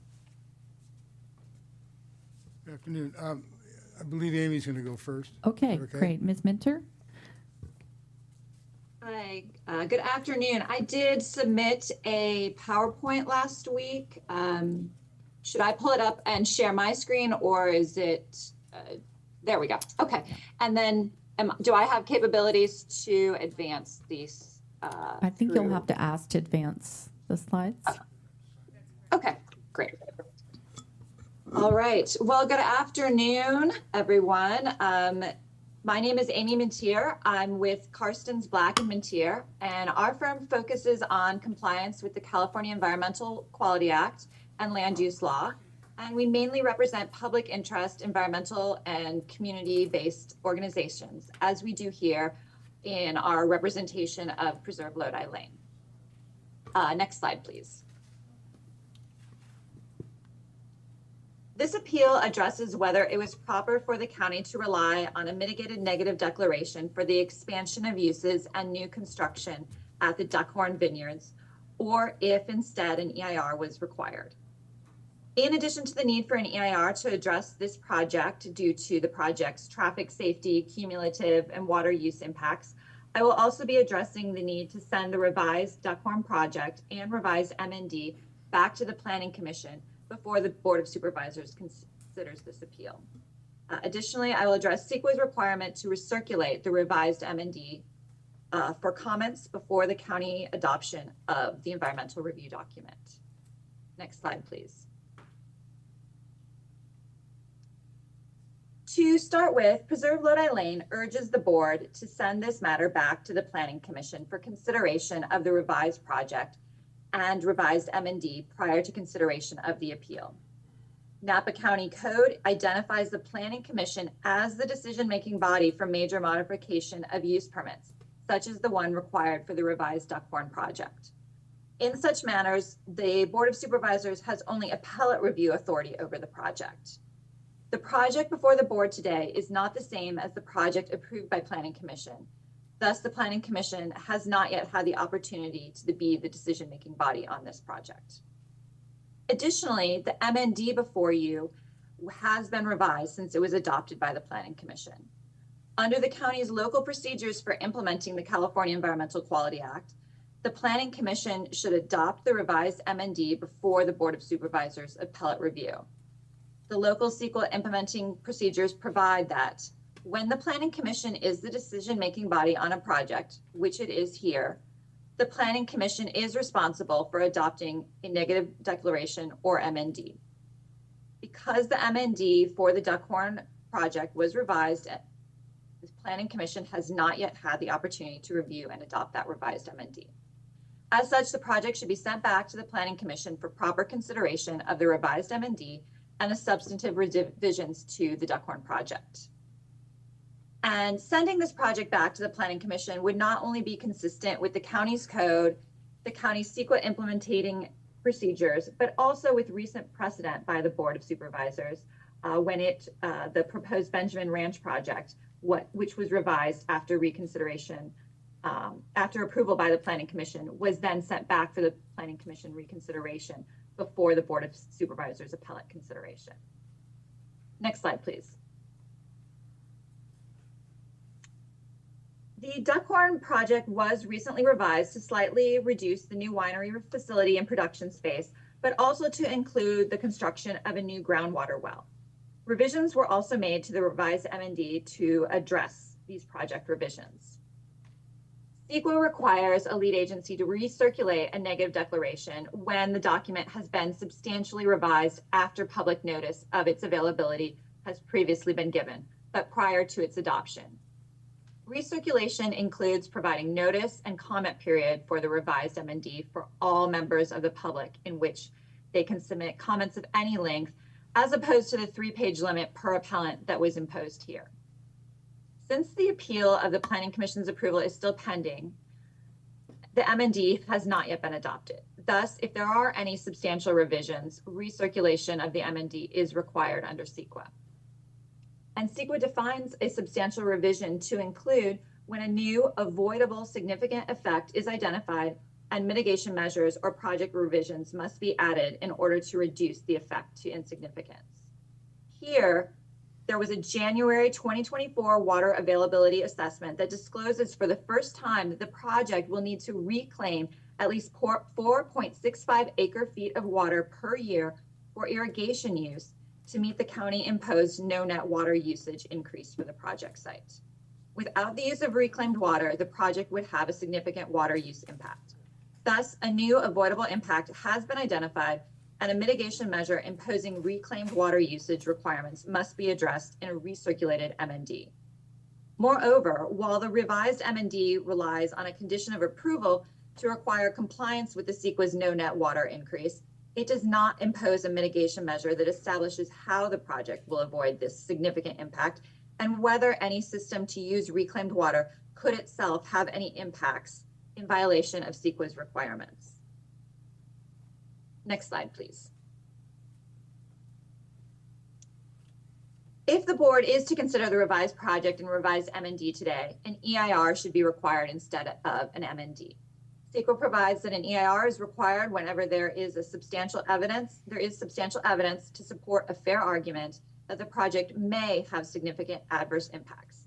If there's any substantial evidence the project may have significant adverse impacts, then contrary evidence is irrelevant and an EIR is required. Significant adverse impacts can include exacerbation of existing adverse conditions. And substantial evidence can include personal observations of issues, such as existing traffic hazards and reasonable assumptions that those impacts would be exacerbated. Further, when an MND fails to analyze an impact, any evidence of an impact weighs in favor of preparing an EIR. Next slide, please. Here, you will hear from Mr. Murphy, and you've heard from other members of the community, that there are existing traffic hazards on Lodi Lane and at its intersections. There's a blind curve on Highway 29 just before its intersection with Lodi Lane, which makes it dangerous for those turning onto and off of this unprotected intersection under the existing traffic levels. There's also a narrow one-lane bridge on Lodi Lane. Pedestrians and cyclists use the street on Lodi Lane because there are no sidewalks or bike lanes. The impacts from these existing hazardous conditions will be exacerbated by the project's increased traffic from visitors and most assuredly from the tanker trucks it will produce. Additionally, a left turn warrant has been triggered for the project's driveway due to the expansion of trips to and from the site. Despite the existing hazards and safety protections that would be provided, the county has proposed to approve an exception for the project, so they are not required to install this protective turn lane. There is a fair argument to support substantial evidence that this project would have an exacerbation on existing traffic hazards on Lodi Lane and the surrounding streets, and as such, an EIR should be prepared. Next slide, please. Finally, CEQA requires analysis of the incremental effects of this project with the effects of current, past, and probable future projects. Here, there have been numerous projects for facility expansions within a half mile of the project site within the last 5 years that would have cumulative traffic and traffic safety impacts. Of particular concern is the Inn at the Abbey project, also to be located on Lodi Lane, that is currently being considered by the county. The cumulative impacts of these projects should have, but were not fully analyzed. And they also require preparation of an EIR to address and mitigate any potential impacts. And final slide. Thank you. And I will turn it over to John Murphy, although we have reserved 10 minutes for rebuttal. Thank you. All right. Thank you, Ms. Minter. And Mr. Murphy, please feel free to come on up.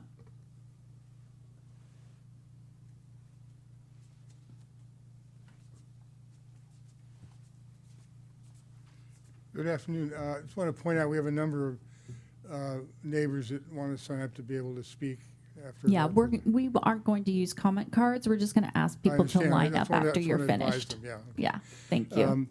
My name is John Murphy. My wife and I, honey, you want to wave? Bought our home in Lodi Lane in 2013.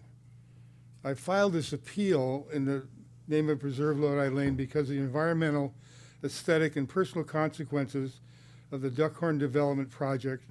together with the Jackson families in at the Abbey project at the intersection of Lodi Lane and Highway 29, will industrialize our one-of-a-kind tiny rural road in perpetuity.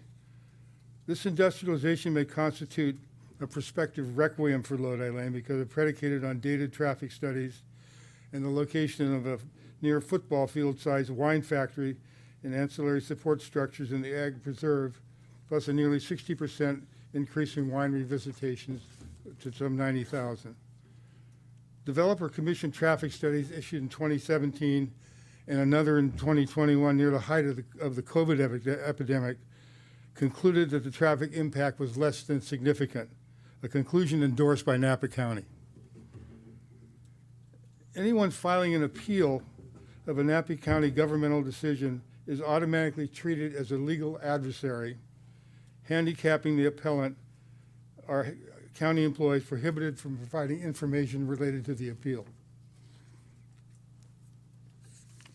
Preserve Lodi Lane appeal was filed because there was no acknowledgement other than the receipt of its receipt of its concerns by Napa County planner to whom the commentary was required to be submitted, nor by members of the Planning Commission who voted to approve the Duckhorn mitigated negative declaration. Following the appeal, we were contacted by Duckhorn requesting a meeting which was hosted in my home on Lodi Lane. The then president confirmed that the 52,000 square foot factory in the Ag Preserve off Lodi Lane would be constructed as designed. We were welcome to offer suggestions for the color of the wine tanks and landscaping for the factory. A number of families purchased Duckhorn portfolio stock in the hopes that it would consider that being a publicly traded company mindful of its image might respond responsibly to its shareholders. Letters were submitted to the Duckhorn portfolio board of directors last fall, and as of my testimony this afternoon, no responses have been received. Duckhorn conducted a new traffic study in 2021 at the height of the COVID epidemic that bears virtually no resemblance to 2024 traffic.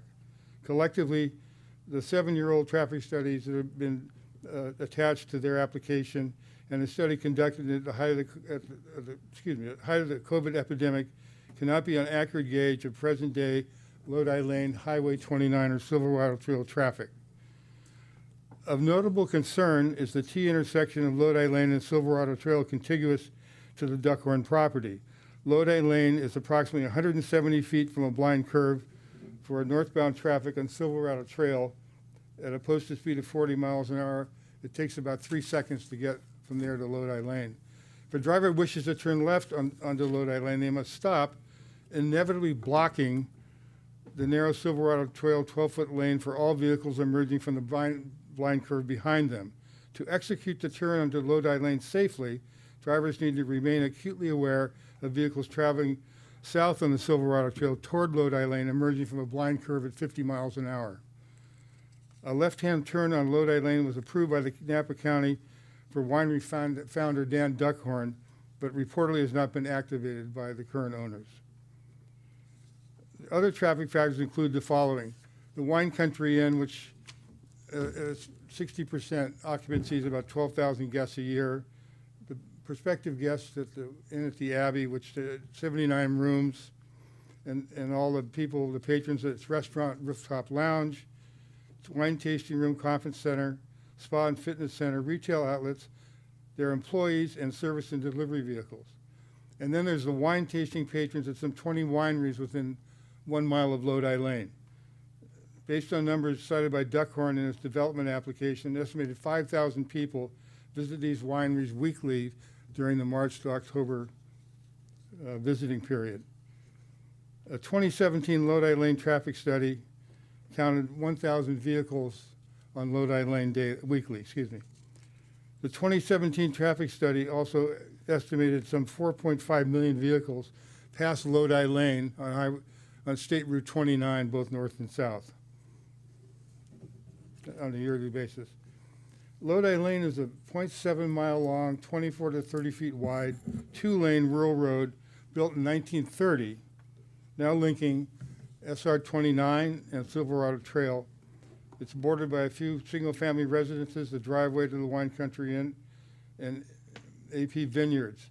Given its limited physical size and location and scenic conformation, Lodi Lane is literally one-of-a-kind rural road physically linking two of the narrowest points in Napa Valley. Due to the dilapidated condition of a nearly 100-year-old bridge over the Napa River adjacent to the namesake Duckhorn property, tanker trucks serving the proposed wine factory will be likely required to both access and exit Lodi Lane at the T-intersection of State Route 29. A treasured historical rural county road located in the Ag Preserve, Lodi Lane has been long been the exercise and touring domain of pedestrians, often with strollers and dogs, runners and cyclists who share two narrow lanes with both passenger and commercial vehicles because of the absence of safe shoulders. The utilization of Lodi Lane by Duckhorn tanker and semi-trucks going east off State Route 29 to the wine factory and west when exiting it will physically dominate the 24 to 30 foot wide rural road, constituting a palpable danger to walkers, runners, and cyclists. Duckhorn portfolio shareholders and neighbors are respectfully inquiring as to why Duckhorn would utilize protected Napa Valley Ag Preserve land for an industrial scale wine facility some 30 miles from a major transportation hub, the Napa County Airport and 880 Freeway, when non-AP Napa County land is available, particularly when the decision will environmentally and aesthetically undermine the health, safety, and rural quality of life for those living on or in close proximity and using Lodi Lane. On February 19th, Duckhorn's planning consultant issued a revision to this development plan in which he claimed communication with appellants Preserve Lodi Lane and water audit. Despite the apparent value of claiming communication with the community, no such communication occurred with either appellant, and neither possessed knowledge of the Duckhorn revision until it was received.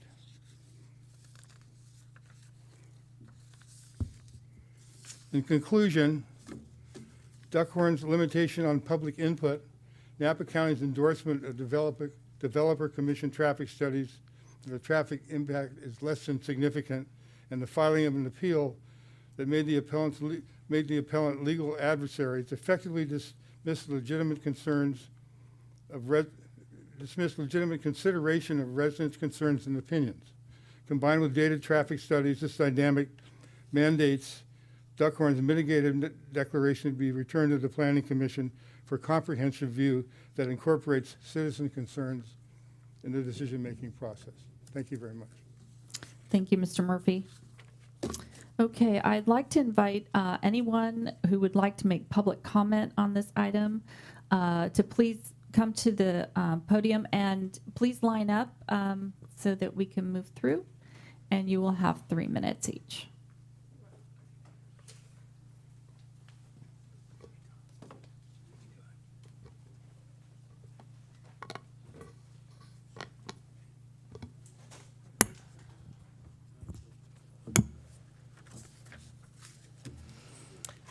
Greetings, Madam Chair Gallagher, and to all of you. I'm Nancy Ewell, living at 1119 Ellers Lane in St. Helena. The 2019 Napa County General Plan, your vision for the physical evolution of Napa County, is a guide for your day-to-day decision-making. We rely on you to make decisions that allow sensible growth for businesses and preserve the quality of life for us, the residents. The general plan states, the rural nature of our roadways set Napa County apart from its more urban neighbors. Lodi Lane is a rural lane, never intended as a thoroughfare for industrial production. As I read the mitigated negative declaration, I was astonished by several categories in which the issues were deemed less than significant. The first was aesthetics. The scale of the proposed industrial-sized production facility of some 52,000 square feet is out of scale with the rural nature of Lodi Lane. This production facility is a mere 10% smaller than a football field. Number 17, transportation. This category focused on vehicle miles traveled and no consideration for safety issues. The proposed project requires servicing by 80,000-pound transport trucks, which substantially increases safety hazards with the local circulation of bicycles, cars, and pedestrians. Moving the Duckhorn wine production from Hopland to Lodi Lane decreases traffic and vehicle pollution along the 101 corridor and brings the fossil fuels to Lodi Lane. Add to the increased fossil fuels polluting Lodi Lane is the increased emissions of greenhouse gases. This is number 8 in the MND, resulting from vast amounts of CO2 created during fermentation of 300,000 gallons of wine annually. These are significant increases of pollution to the area. 21, mandatory findings of significance. Does the project have impacts that are cumulatively considerable? That is, cumulatively with projects past, present, and future? Yes. Safety risks escalate on this rural lane due to the inherent traffic increase necessary to service the football field-sized industrial processing facility. The risks increase cumulatively and must be considered with the increased traffic resulting from the inn at the Abbey. Greenhouse gas and fossil fuel emissions are a significant negative environmental impact to the area.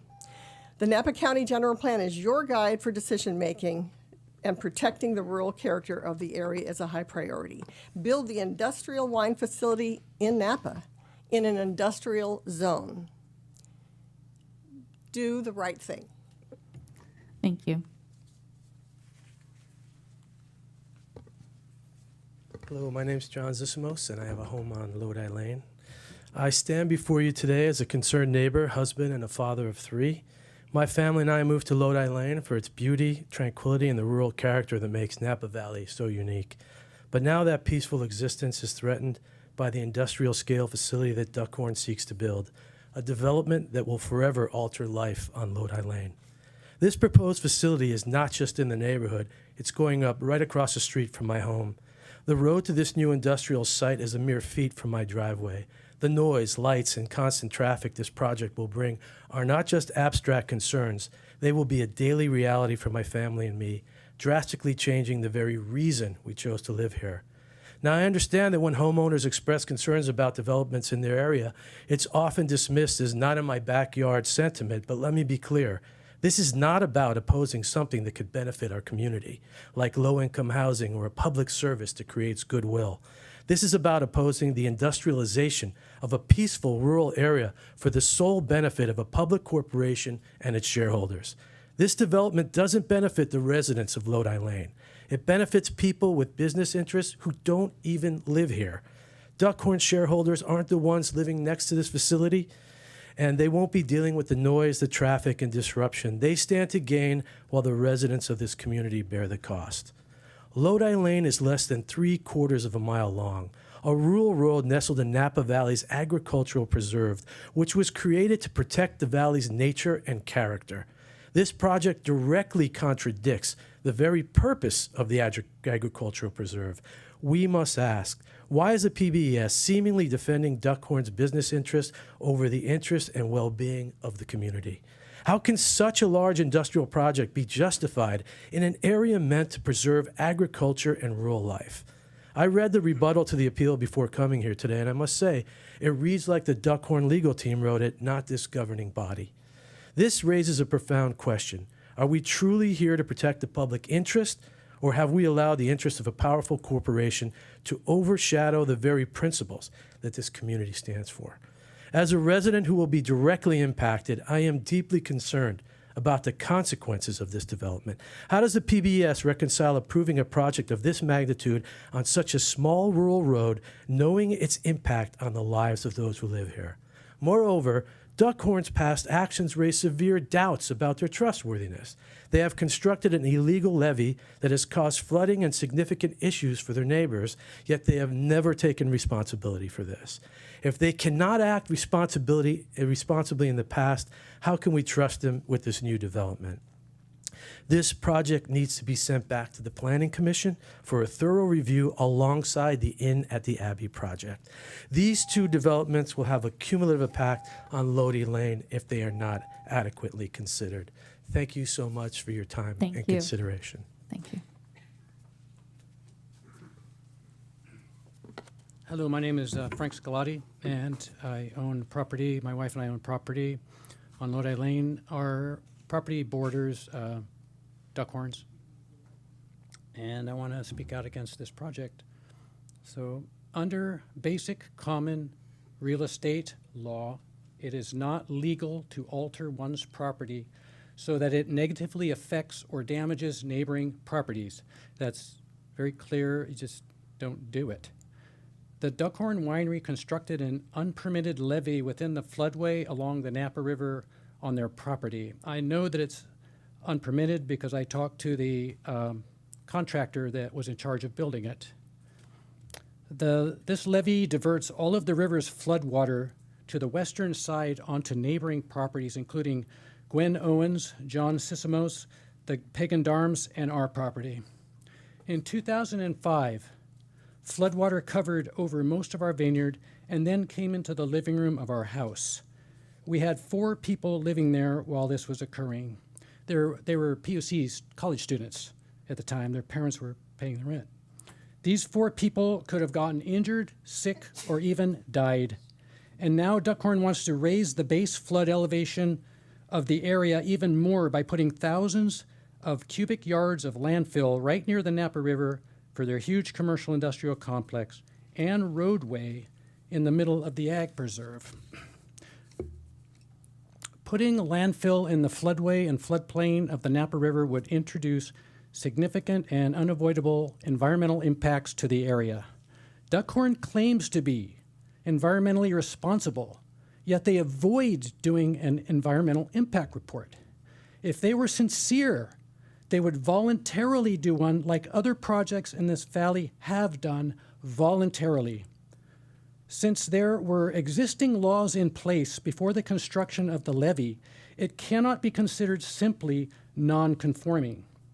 The levee also now exists on the same parcel as the proposed project, thereby clouding construction advancement.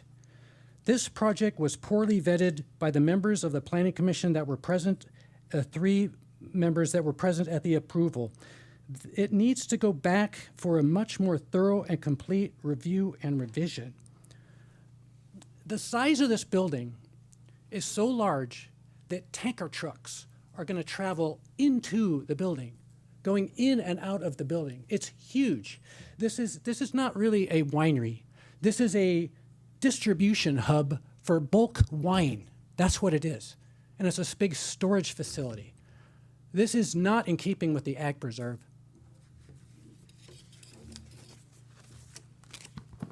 Thank you. Good afternoon. My name is Kathy Pagandorm.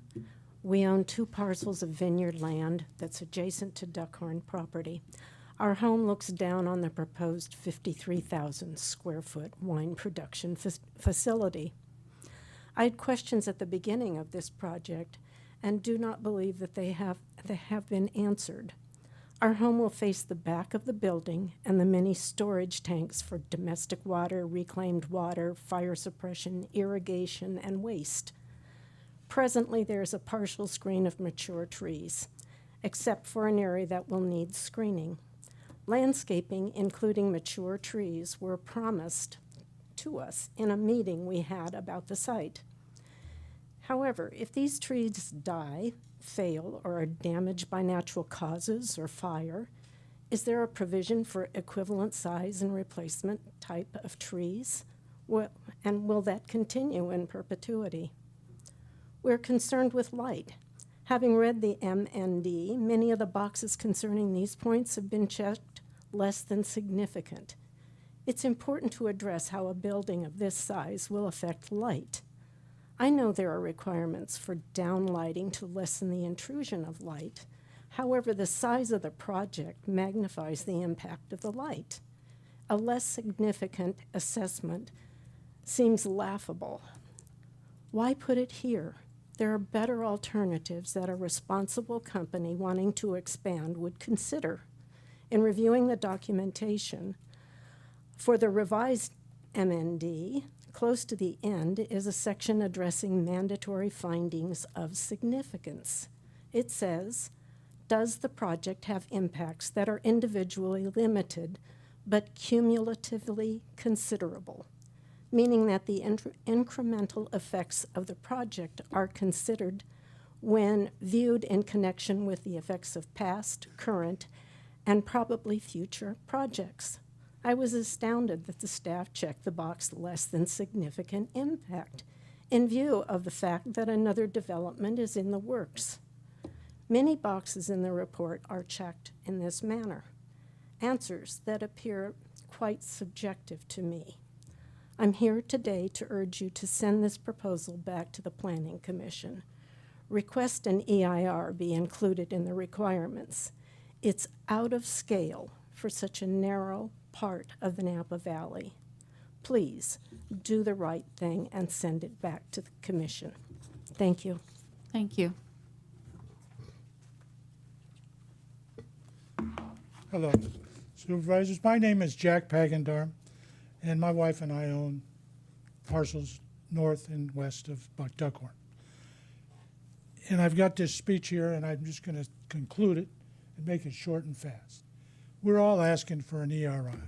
I'd like an independent ERI because the Planning Commission is saying they work for you guys, and they're saying it's less than significant, and it's not, and in my mind. And I think that an independent study by an independent group would be better for the community and for Duckhorn and for you. Thank you. Thank you.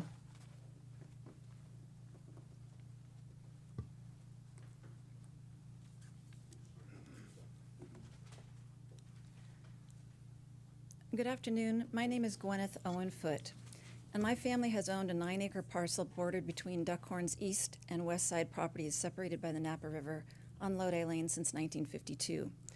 Our family has long fought for the preservation of our beautiful valley. Joined in 1960 with Robert Mondavi, Christian Brothers, and many others in the community, we challenged the proposed construction of a state freeway through Napa Valley and won. Absent dedicated and informed efforts such as preventing the industrialization of Lodi Lane by Duckhorn portfolio, the natural treasure of Napa Valley would be long gone. Our fight to protect irreplaceable Napa Valley land resulted in the creation of the Agricultural Preserve, AP, in 1968. The current Duckhorn plans to industrialize Lodi Lane with proposed construction of a 52,000 square foot wine factory in the AP off Lodi Lane replicates Duckhorn's construction of a levee along the entire length of their property on the eastern bank of the Napa River. Duckhorn's levee significantly altered the course of the Napa River, and our family land remains the victim of the increased frequency, force, intensity, and volume of flooding. Accompanying the flooding is a perpetual erosion of our riverbank and land degradation with gullies created by the force and flooding and taking of soil when the flooding recedes. The levee prohibits the river's entry into the Duckhorn's east side land, which had always shared equally the river's flooding. We were contacted by the COO from Duckhorn to seek our assistance in coming into compliance with the Napa County regulations related to permeable soil ratio calculation. Duckhorn had apparently overbuilt hardscape on their east side property and wanted to acquire a portion of our land to come into compliance. We declined. Subsequently, I requested from Duckhorn copies of documents and permits obtained from the county, state, and federal governments for the Duckhorn levee, constructed on publicly regulated land on the eastern border of the Napa River. The COO represented that Alex Ryan, then president and CEO for Duckhorn, assured him that the levee complied with all government requirements. Ryan allegedly told him that he had personally secured permits from California Fish and Wildlife and Napa County Public Works at the time of construction 35 years previously. We were not given any copies. Our neighbor group submitted a Freedom of Information Act FOIA request, which revealed that no documents exist to authenticate Duckhorn's claims of the legality of the levee. We also remain concerned that the maps employed by Duckhorn used to designate floodway and floodplain zones may not accurately reflect the complete alteration of the flow caused by the Duckhorn levee onto the west bank of the Napa River. The absence of accurate floodplain and floodway documentation renders reports supporting the construction of the wine factory on AP land west of the Napa River both invalid and unsafe. In my letter to Duckhorn about the proposed wine factory adjacent to our property, I identified many concerns: the base flood elevation, factory noise lights, removal of AP land traffic, and the levee. Within their response letter contained the following: Duckhorn did not install the berm, but they maintain it. And we do not agree with your unsupported assertion that the berm on the Duckhorn property has caused harm to your property. The berm is not part of this project and is not being reviewed as part of this process. We and fellow Lodi Lane residents and local neighbors respectfully request the return of Duckhorn's project to the Planning Commission due to the unexamined impact on residents and adjoining properties and homes. The Duckhorn project, together with Jackson Family Hotel, warrants objective review to include all environmental factors affecting Lodi Lane and its immediate environs. Napa County is mandated to treat all citizens equally without favor, particularly those whose health, safety, and property will be permanently affected by both the Duckhorn and Jackson Family developments. We sincerely thank you for your consideration of our family and our neighbors' concerns. Thank you very much. Thank you.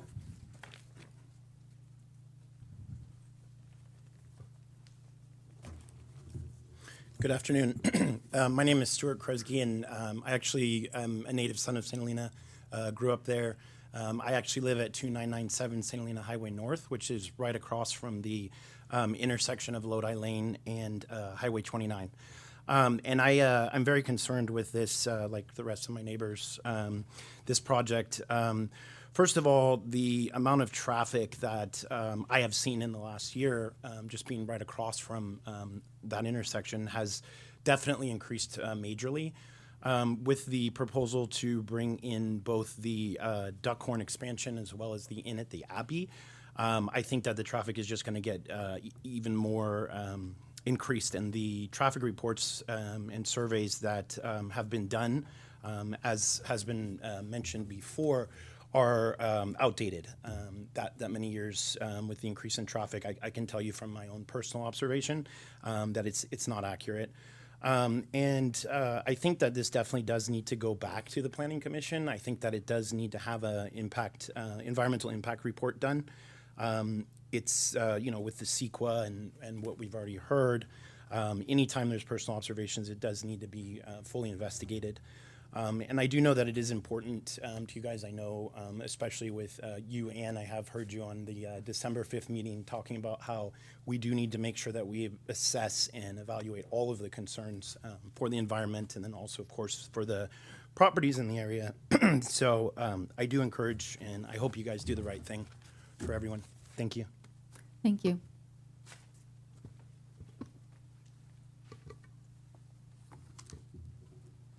Good afternoon, Chair Gallagher and Supervisors. My name is Joanne Scolati. My husband and I own a property on Lodi Lane adjacent to the proposed Duckhorn West Winery.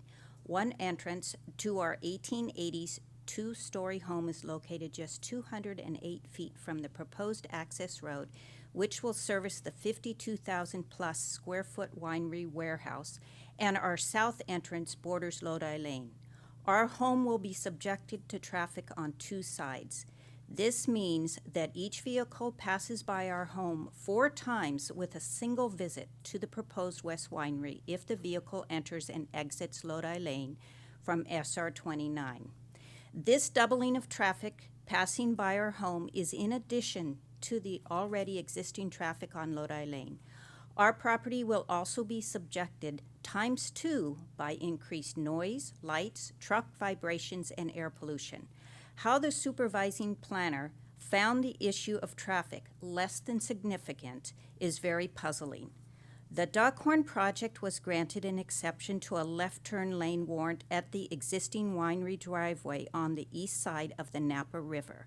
Per Monteverdi Consulting report, they based their exception request on, quote, clear, demonstrable, and unavoidable environmental impacts, end quote. These impacts included the placement of hundreds to thousands of cubic yards of fill in the floodway and floodplain and removal of heritage oaks and native trees.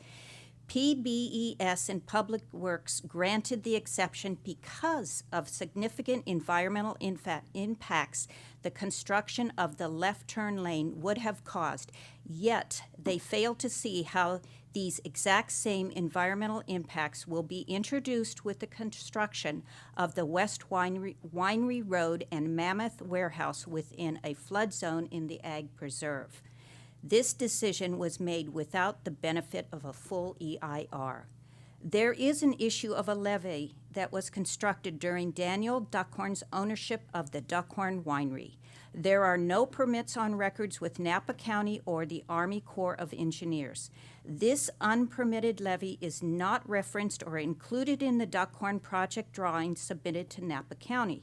This levee is causing obstruction as defined in Title 16.04.367 Floodplain Management. The levee is causing significant environmental impacts to our property and to neighboring properties and raising the base flood elevation on the west side of the Napa River. Our vineyard, Duckhorn's West Vineyard, and the proposed West Winery site has been flooded multiple times in the 24 years that we have owned the property. Lastly, conflicting information has been submitted to Napa County regarding the flood zone designation of proposed West Winery.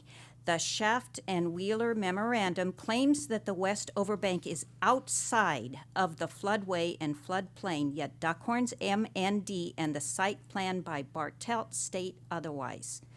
Should these conflicting reports, as well as all other outstanding questions requiring answers, not need to be resolved prior to deciding to allow construction of a project of this magnitude on rural Lodi Lane? The fate of Lodi Lane and its residents' health, happiness, and safety lie in your hands. Thank you. Thank you.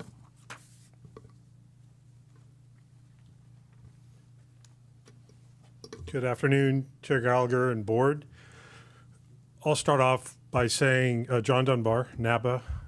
I do not live on Lodi Lane, and I respect the testimony and the perspective that the residents of Lodi Lane have presented here today. But I have a few other points that I would like to bring up.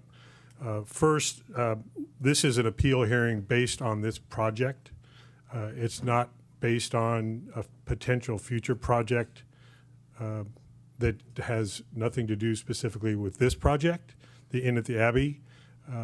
We know that sometimes proposals don't actually come to reality. So I think you need to base your decision today on this project and the appeal of this specific project.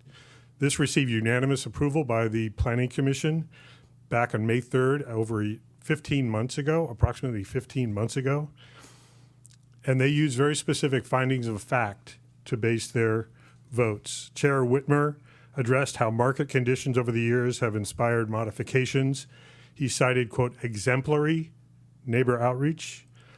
Also, quote, application as an indication of success by Duckhorn Vineyard Winery, and that the applicant has complied with all permit rules over the years. Commissioner Damron cited application public engagement, designing first, the fact that this was the first permit update in 18 years, and it, quote, it checked off above and beyond what was required. Commissioner Phillips praised the elimination of truck trips previously made for on-site wine production, committing to local grape sourcing. There are significant concerns about traffic impacts, but they go well beyond Lodi Lane. And this is you have to represent the entire Napa Valley, Napa County community. The project as a whole is compliant with all the county rules and regulations by which you're supposed to consider. And I have a different opinion about the concern about an EIR. I believe the county staff is independent. They are professionals that are unbiased about any specific project. So I believe that their analysis of the conditions and the rules on the books are very applicable. I understand that Preserve Lodi Lane and the residents would like to preserve the rural character of this private road or public road, but it's not a private road. We have seen other examples of a similar argument about protecting the ability to walk, take dogs, ride bikes, things like that. We just heard it recently with the Vita Valiente, which you, I think, correctly granted approval. So I think we need to look at the whole picture about this is in the middle of the Napa Valley and the floor of the Napa Valley. That's also been a priority to allow winery production, which is an agricultural activity in the valley floor. And this is an example of that. Thank you. Thank you.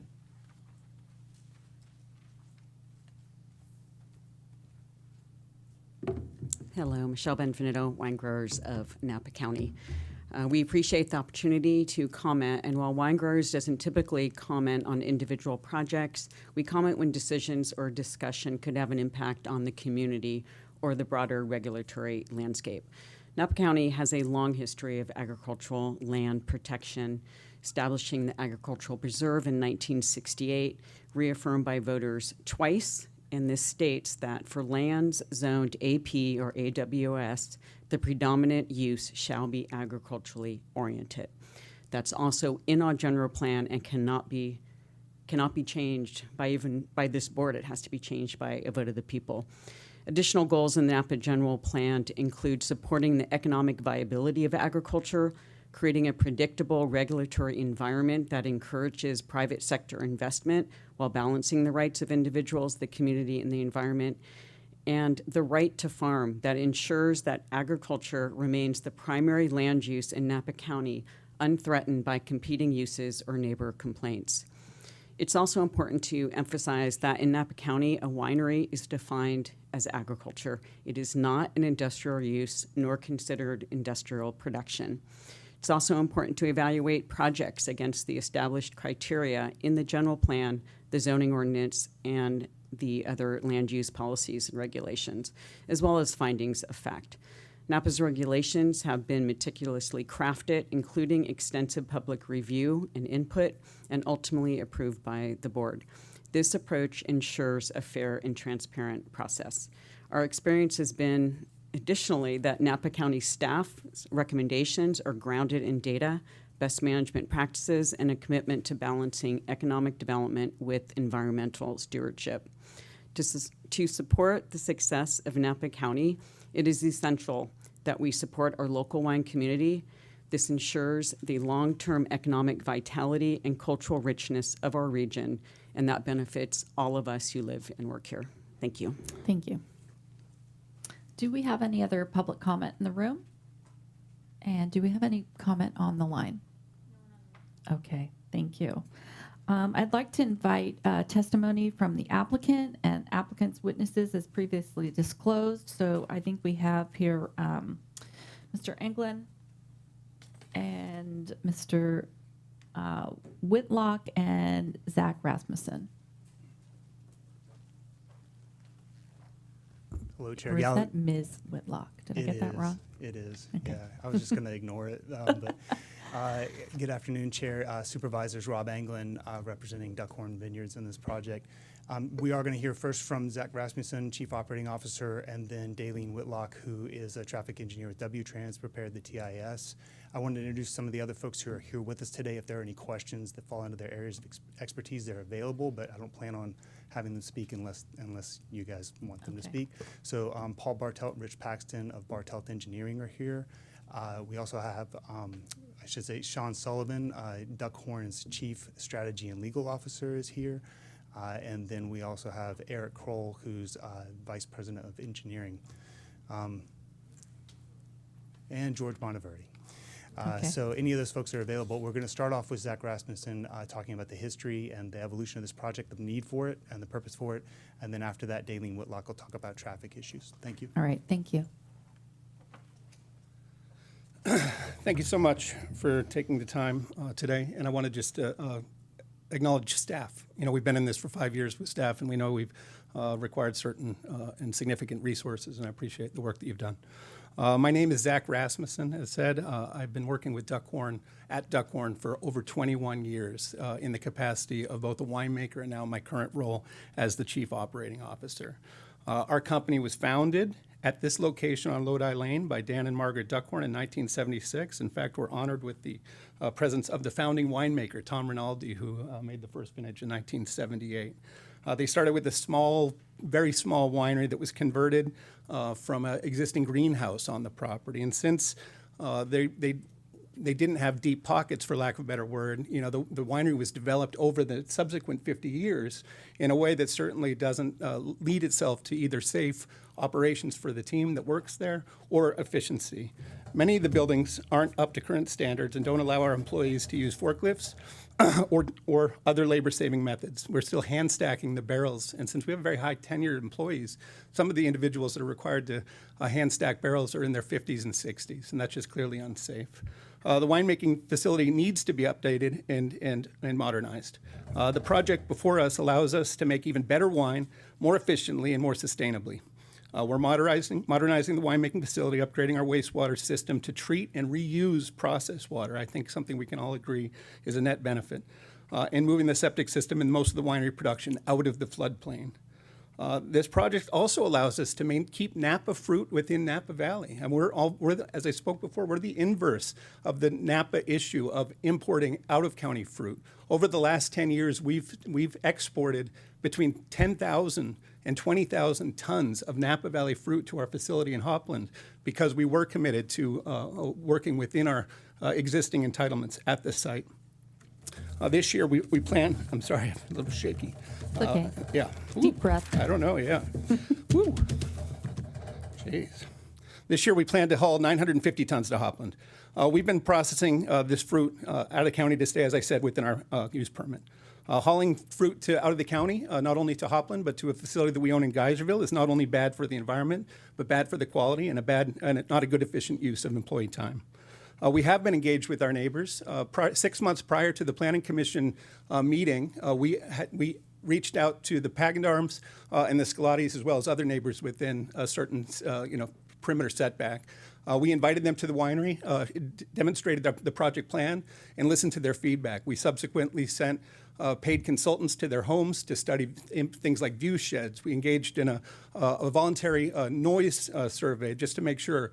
And we did follow up with meetings with the Murphys and the Ewells at Mr. Murphy's house, as he stated, where we were very open to feedback and how we could conform the project around some of their specific concerns, which led to the concessions that you've heard about today. The concerns that continued to come up from the neighbors were two: visitation, traffic, and the size and scale of the West Winery building. And so our voluntary concession against permitted, what was granted to us at the Planning Commission of a 10% reduction in building scope and in visitation directly was related and to the neighbors' concerns. Well, I don't know why I'm so shaky. There have been some comments about the loss of vineyards for this project, which we brought down to 3.55 acres. That's vineyard removal. It's in none of our best interests to remove vineyard land. We're in the vineyard business. In fact, we've acquired over 50 acres of Napa Valley vineyard over the last 2.5 years. As we seek to construct this winery, we will replant every possible vine row that the site allows. And so it is not, again, as I said, in our interest to lose vineyard land, nor are we enthusiastic about that. The winery is the birthplace of our company. For almost 50 years now, we've been buying grapes, growing grapes in Napa Valley at this St. Helena winery at this site. As a company, we're committed to Napa County, and this project represents a significant investment in our flagship winery. Like other long-standing Napa Valley wineries, we need to improve Duckhorn as we move into the future. Thank you so much for your time. Thank you, Mr. Rasmussen.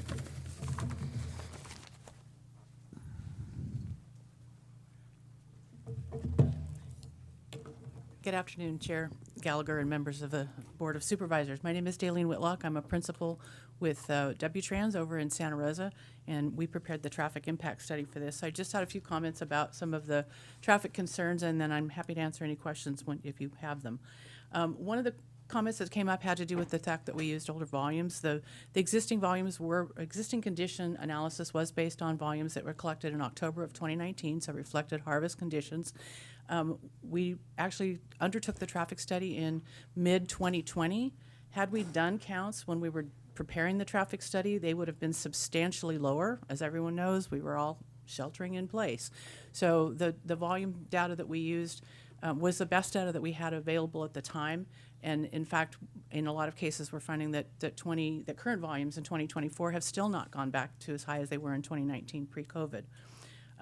We did include the inn in the Abbey in our cumulative scenario, so it was evaluated, its traffic was added. And additionally, we did a future conditions scenario, which represents 2040 model volumes. Under those 2040 model volumes, the trips on Silverado Trail are projected to increase by 1/3. And even under those conditions, the intersection at Silverado and Lodi continues to operate acceptably. Now, the intersection at the other end, Lodi and Highway 29, is already at level of service F. The project's not going to cause that. The inn at the Abbey is not going to cause that. It's already there. So we did, however, find that the project would cause enough of an increase in delay at Lodi and Highway 29 that we recommended striping a right turn lane so that it increases the capacity and reduces the delay a little bit. I'm sure everybody can recognize when you get stuck behind somebody turning left and you want to turn right, having that right turn lane is certainly going to be a little bit less of a headache for folks. That right turn lane is a condition of approval, Department of Public Works condition of approval number 6. I'm not sure what it translated to in the projects, but it was in DPW's conditions of approval. As far as safety concerns, we did look at safety concerns. Lodi Lane had 0 crashes during the 5-year study period. So there was no safety concern identified. Similarly, the Highway 29, while there were crashes, the rate was below the statewide average for 2-lane highways. So there's not any demonstrated safety concern there. Silverado Trail, on the other hand, did have an above average crash rate. So, and most of those crashes were associated with speeding. So we made a recommendation, which is a condition of approval, to put in speed feedback signs just to kind of help remind people that they're not supposed to be driving 55, they're supposed to be driving 40 or whatever the speed limit is. We also looked at sight lines from both existing driveways, and they were found to be adequate. These driveways have been operating safely for many, many years, and given that there have been no crashes reported on Lodi Lane, it's reasonable to assume they will continue to do so. We know that some residents do enjoy walking and bicycling on Lodi Lane, despite the fact that there are no sidewalks or bike lanes because it's a rural setting. You wouldn't expect them there. This configuration is typical of hundreds of roadways throughout Napa County that are rural in nature like this one. And this is a character that the county has stated their desire to retain. Lodi Lane, based on the counts that we did, Lodi Lane carries fewer than 1,500 vehicles per day. This is really consistent with what would be considered a local street or a residential street. Under 2,000 vehicles per day is considered livable under traffic engineering terminology. The project would add about 100 trips per day, but since they split at the driveway, you would have had fewer than 100 on either end. So the volume on the roadway would increase to maybe 1,600 with the project, and even with the end of the Abbey added at the other end, which would add about 200 trips a day, we're still only at about 1,800 vehicles a day, which is below that 2,000 vehicle threshold. So even with the project and the end of the Abbey, if both are approved, the volume of traffic that would be expected on Lodi Lane would be consistent with livability for a residential street. However, I do want to note that Lodi Lane is classified as a collector in the county's general plan. And in general, collectors are expected to carry up to 5,000 vehicles per day. So this is, well below what would be the carrying capacity of the street. I also want to talk a little bit about traffic operation. There have been a number of calls for an EIR. Traffic operation is not an EIR subject, as I'm sure all of you are aware, but some of those in the audience may not be. Beyond all that, the County of Napa, through their policies, has essentially ceded the fact that there are going to be some LOSF, level of service F roadways in the county, and has, in the general plan, identified locations along Silverado Trail, Highway 29, 12, 121, where level of service F is acceptable.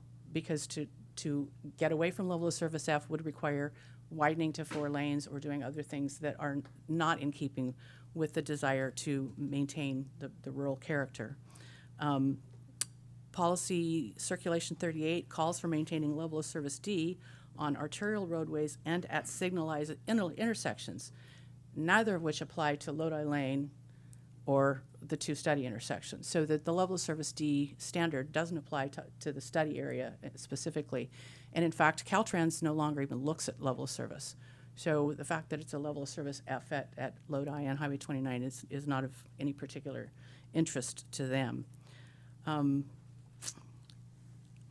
I think that's all I wanted to say, but if there's any questions, I'd be happy to answer them, whether you want to do it now or later. Thank you so much. I think we'll see if there are questions after Mr. England. All right, thank you. Thank you.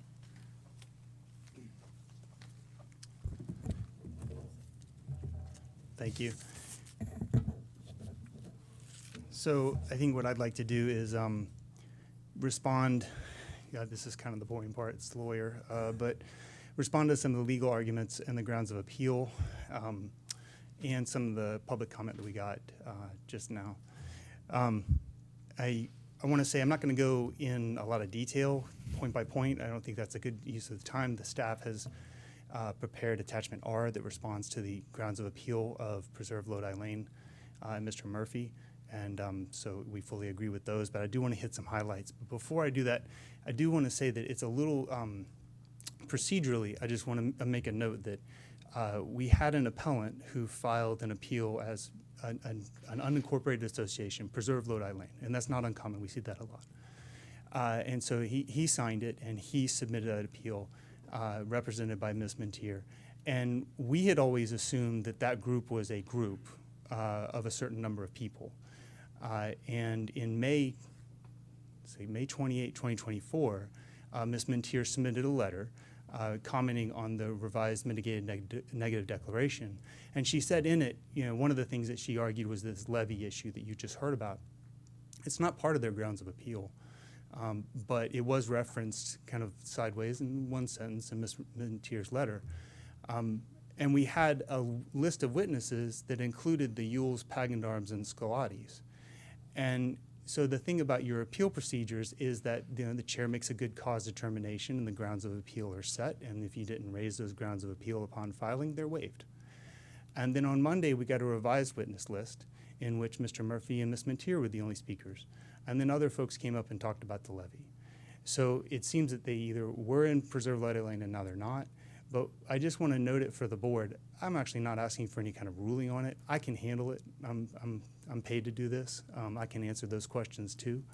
But just noting it for the procedure for this board and how it functions, that we have kind of a crossing of streams, so to speak, where it's unclear to us as the applicant who exactly is part of the appellant group and who is part of the public. So I just wanted to note that. As to traffic, I'm going to let the engineers handle that topic with one exception. Mr. Murphy said multiple times that it was a 2017 traffic study and then it was 2019 traffic study. It's a 2021 traffic study. It's attachment F to the Planning Commission staff report. It's based on 2019 data for all the reasons that have been explained.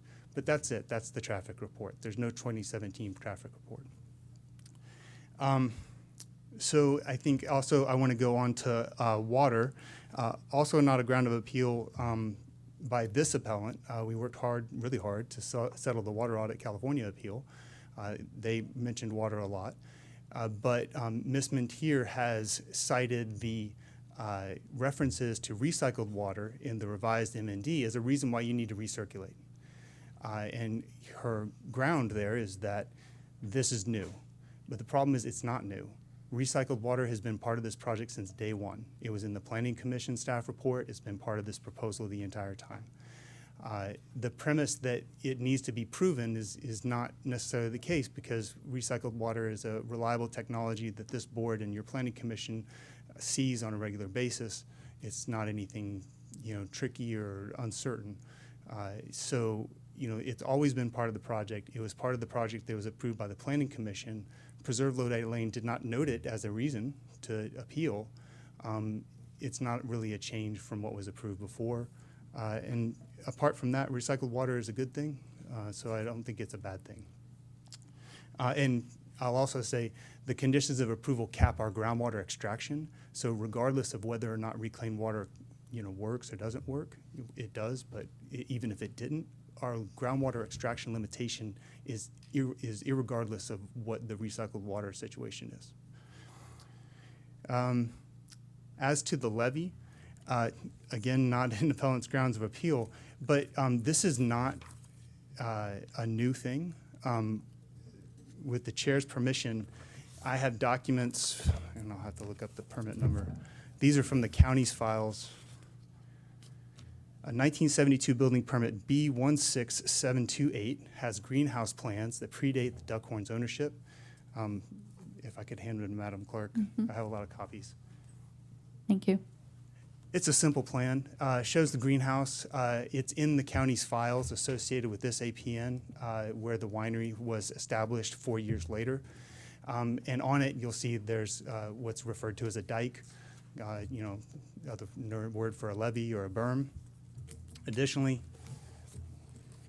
I've got, sorry, Madam Clerk, I have more paper.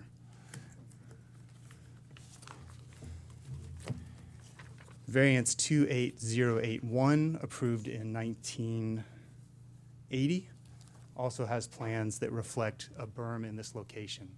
So this is not a new thing at all. So, when Ms. Mintier mentioned it in her May 28 letter to say that there's new information about a levy, it may be new to her, but it's always been in the record. Ms. Owen Foote wrote a letter to the Planning Commission referencing this berm. It didn't come up in detail, before the Planning Commission, but it's not a new issue. It's an existing condition. It's been there since 1972. Importantly, for this project, we're not changing the berm. The levee, the berm, it is what it is. Nothing to do with this project has any impact on that berm. It has nothing to do with the berm. So we're not changing the existing condition from a CEQA standpoint. The levy is not going to change or be a factor at all. As to recirculation, Ms. Mintier cites the guidelines and says that a new significant impact requires mitigation measures or project revisions. She's citing the section where recirculation of a mitigated negative declaration is required. Importantly, when you look through the revised mitigated neg deck, there's no new impact. There's just more information. There's some red text in there. There's more information. There's details on the project changes that we've proposed, but there's no new impact that is identified in that document. And CEQA guidelines allow for this at section 1503.5 C sub 4, stating specifically that recirculation is not required when there's information added that amplifies or clarifies the conclusions of the neg deck. That's what we have here. We've got more information. More information is good, but we didn't come up with a new impact or one that we found that was unavoidable and significant, so recirculation is not required. I'll also say, just from a recirculation after Ms. Mintier was provided with the project changes on February 27th, 2024, and then the revised RMD was sent to Ms. Mintier on May 29, 2024. So it's I'm wondering what the purpose of recirculation is, just like I would wonder what the purpose of remand is. Remand has been mentioned here a couple times. It's been requested by multiple speakers. A remand is, something the board has the authority to do, but we would be remanding a project that the Planning Commission approved, and we're saying we want you to look at a project that has a smaller building and less visitation than what you approved a year ago. So they were comfortable with it then. I think remand doesn't really serve much purpose, in my opinion. The precedent that Ms. Mintier cites, I'm very familiar with because I worked on that project and she's the appellant's counsel on it. And in that situation, we asked for the remand.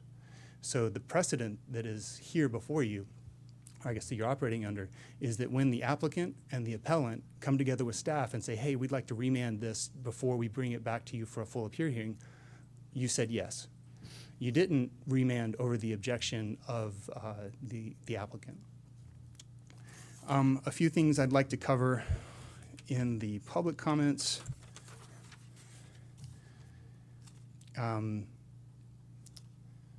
You know, I think when we look at the ag preserve, which was mentioned multiple times, here I think it's important to note is we have a winery with 160,000 gallons of production, and we're increasing it to 300,000 gallons so that we don't have to ship fruit out of county.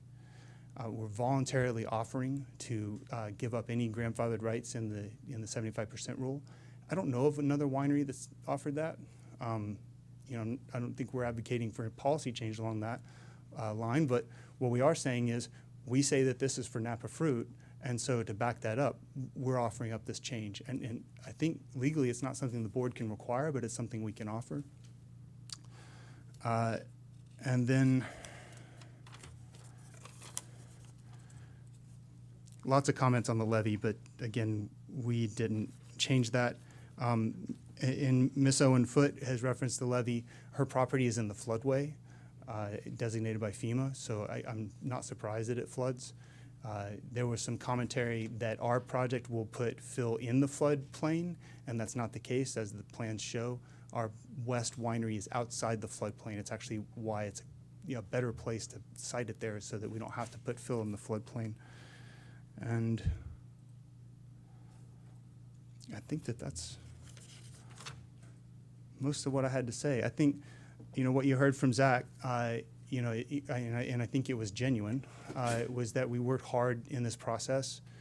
We made changes even though we got a unanimous approval at the Planning Commission. We went ahead and made changes anyway. We weren't able to resolve all of the appeals that were filed on this project, but we have, I think, put forward a project that's sustainable. It's focused on Napa.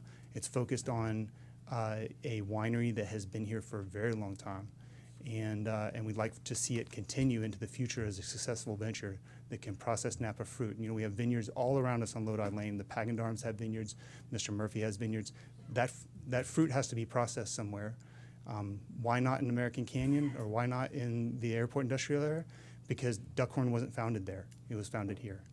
So we'd like your support. We'd like for you to uphold the Planning Commission's decision. And of course, we're available for any questions that the board might have. All right. Thank you. Thank you, Mr. Englund. All right. I'd like to go ahead and invite the appellant to have some final time for rebuttal if you would like that. So Mr. Murphy or Ms. Mintier, if you would like that time. Yes, thank you, Madam Chair. I have a few brief comments, and then if Mr. Murphy has any he'd like to make in addition, he can do so. First, regarding water impacts not being one of the grounds of appeal that Preserve Lodi Lane raised, that was because we didn't have information at the time of the previous M&D that we now do.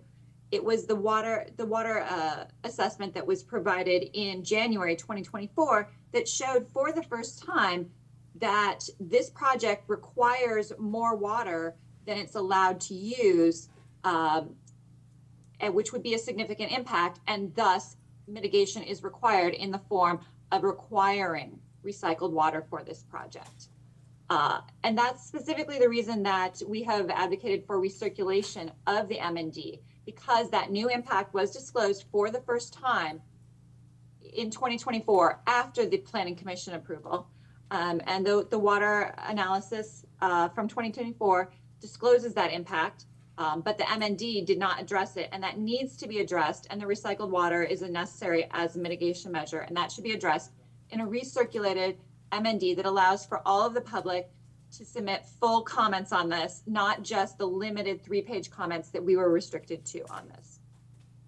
Regarding the levy, one of the newly discovered issues with this is that it was not permitted by regulatory agencies. And that is an issue for the public because it's unknown whether that's safe or whether it should be allowed. And that's why there are impacts that you have heard from the public regarding this today. With regards to cumulative impacts, CEQA requires analysis of reasonably foreseeable future projects. The Inn at the Abbey, while it has not yet been approved, it is a reasonably foreseeable future project. It's in process before the county. It's a cumulatively considerable project that needs to be addressed along with this project. And with regards to the cumulative project impacts that need to be addressed and traffic impacts, we're not discussing just traffic volume. What the real issue that Preserve Lodi Lane has is the traffic safety impacts. And that's a real concern along with the traffic generated by Inn at the Abbey. That's not about level of service. That's about how safe are residents going to be that use this lane daily. And when it has existing hazards, such as blind curves, such as a one-lane bridge over the Napa River, those are considerations that need to be addressed as part of this project approval before allowing a project that would allow for numerous new tanker trucks per year that are not going along this road as is. And tanker trucks need to be evaluated at a different level than just plain passenger cars for their impacts. As you know, everyone in Napa County knows, a tanker truck turning on other road has a significantly different impact and a significantly slower rate of turning than a standard car would have. And that traffic safety impacts of that need to be addressed as well. And so those are the impacts we are asking for an EIR to analyze. And then I will just turn it over to Mr. Murphy right now if he has any concluding rebuttal points he would like to raise. Thank you. Hi. Just a couple of comments. One about the status of the levee, which it's not included in my analysis, but was mentioned here by the attorney was that they're referring back to some documentation from the 70s and the 80s that sort of identified where the berm is, but none of that information was contained in the applicant's application, in which they have to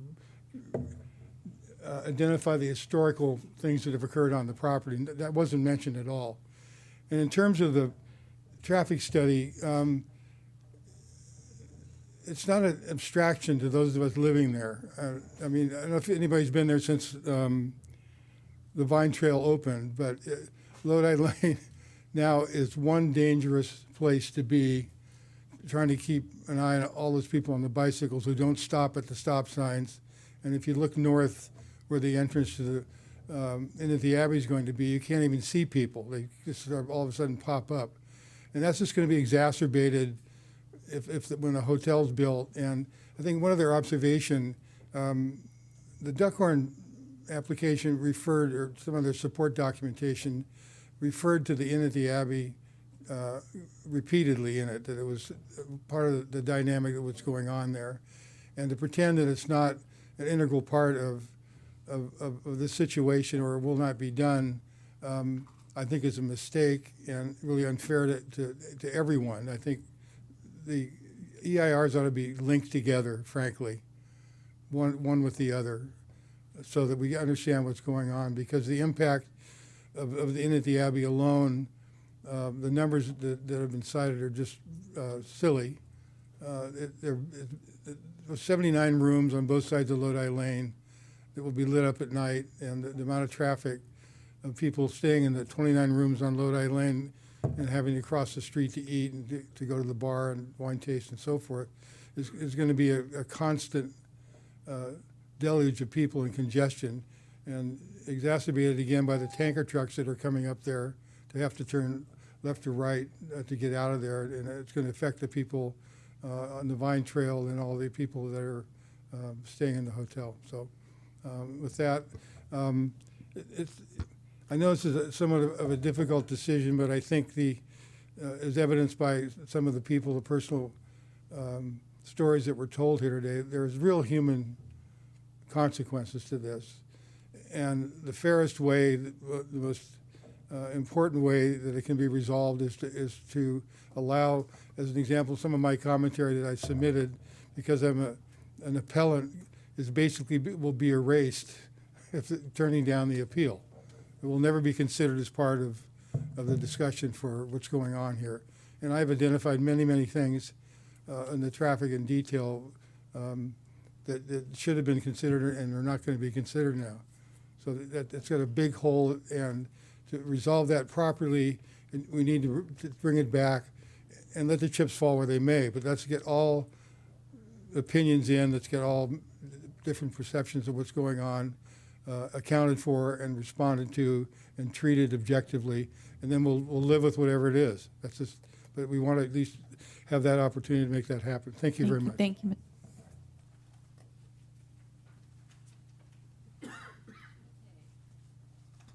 All right. We are going to now close the public hearing. And we're going to first have a discussion and let's see, I think we're going to also, accept the additional conditions of approval. And this is regarding the settlement proposal. So I think we'll just bring it back. Do we have any other comments from staff around the settlement proposal before we bring it back?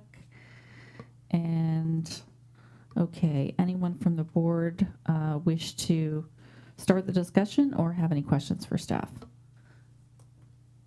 Supervisor Pedroza.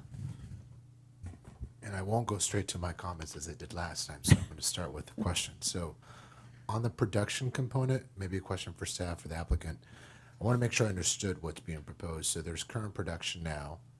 What you're proposing is to reduce the amount of fruit that's being taken from Napa assets to another winery, correct? And produce that in your current winery. That's correct. Okay, so that's one. So I know it's in the staff report, but if someone could just tell me what that total number is? The existing production is 160,000 gallons. The proposed that was approved by the Planning Commission is 300,000. I believe the pre-WDO production that isn't applied, that the 75% grape sourcing isn't applied to, was 50,000 of the 160,000 they had before the Planning Commission approval of the use permit. Okay. So focusing on that production number, question for the applicant, all that grape source is coming from your Napa assets? So all 300,000 gallons would be subject to the 75% rule, so 75% of it would have to be Napa fruit. That's correct. Okay. But right now, that you're taking fruit out, you're taking fruit from another, being processed in another asset, and you're bringing it to Napa? That's correct. As testimony was at the Planning Commission, currently Duckhorn trucks somewhere between 950 and 22 tons a year to outside the county to a facility in Hopland, and crushes and produces it there. Okay, perfect. So thank you for answering the production question. So on the question of, groundwater natural resources, to me, I want to make sure that whatever is being proposed, that the current property supports that and can support it through the natural resources. And I mean road infrastructure, I mean water. So there's been a lot of discussion. So I do happen to think all three of you are neutral and fair. So I want to ask you the question directly. Is it meeting the boxes does it have the infrastructure to support what's being proposed by the applicant? The Tier 1 water availability analysis that the applicant provided utilizes the county's 2015 water availability guidelines for estimating existing and proposed water demand of the project. And those numbers are used, they apply it to the coefficients used in the guidelines. And it shows that this project, under what was proposed at the Planning Commission, would be a no net increase in groundwater use for the project. So certainly, if we're referencing just groundwater, it meets the requirements in our policy documents for that it can meet all water uses under our existing policy. Okay, so it does meet the water. And then on the road infrastructure director letter? So Lodi Lane is as I think Daleen said, a typical county crossroad, straight road, good sight lines. The bridge is a one-lane bridge. It does actually kind of act as traffic calming because cars have got to slow down and yield to each other. there, and there have been no accidents associated with the bridge. I'll just mention, it's been kind of mentioned, but the two particular benefits that the project will provide to our infrastructure. One, the radar feedback signs on Silverado Trail. The accident history at Silverado Trail and Lodi Lane indicates that there have been 3 accidents there in the last 5 years, all northbound and all related to speeding. None of them had anything to do with the winery, but the sight lines are good if you follow the speed limit. They're not so good if you're speeding, and the radar feedback signs have been shown to help solve that problem, so that's a benefit from this project. The creation of the separate left and right turn lanes on Lodi Lane to State Route 29 will also be a benefit from this project. So yes, we are comfortable with the infrastructure. Got it. Thank you. Okay, thank you. And I just want to remind everyone that we do have to do a vote on the settlement proposal first. So if we can talk about that initially, that would be great. Supervisor Cottrell. My questions had more to do with traffic, so I can hold those till after we review the. Okay. Okay, Supervisor Gregory.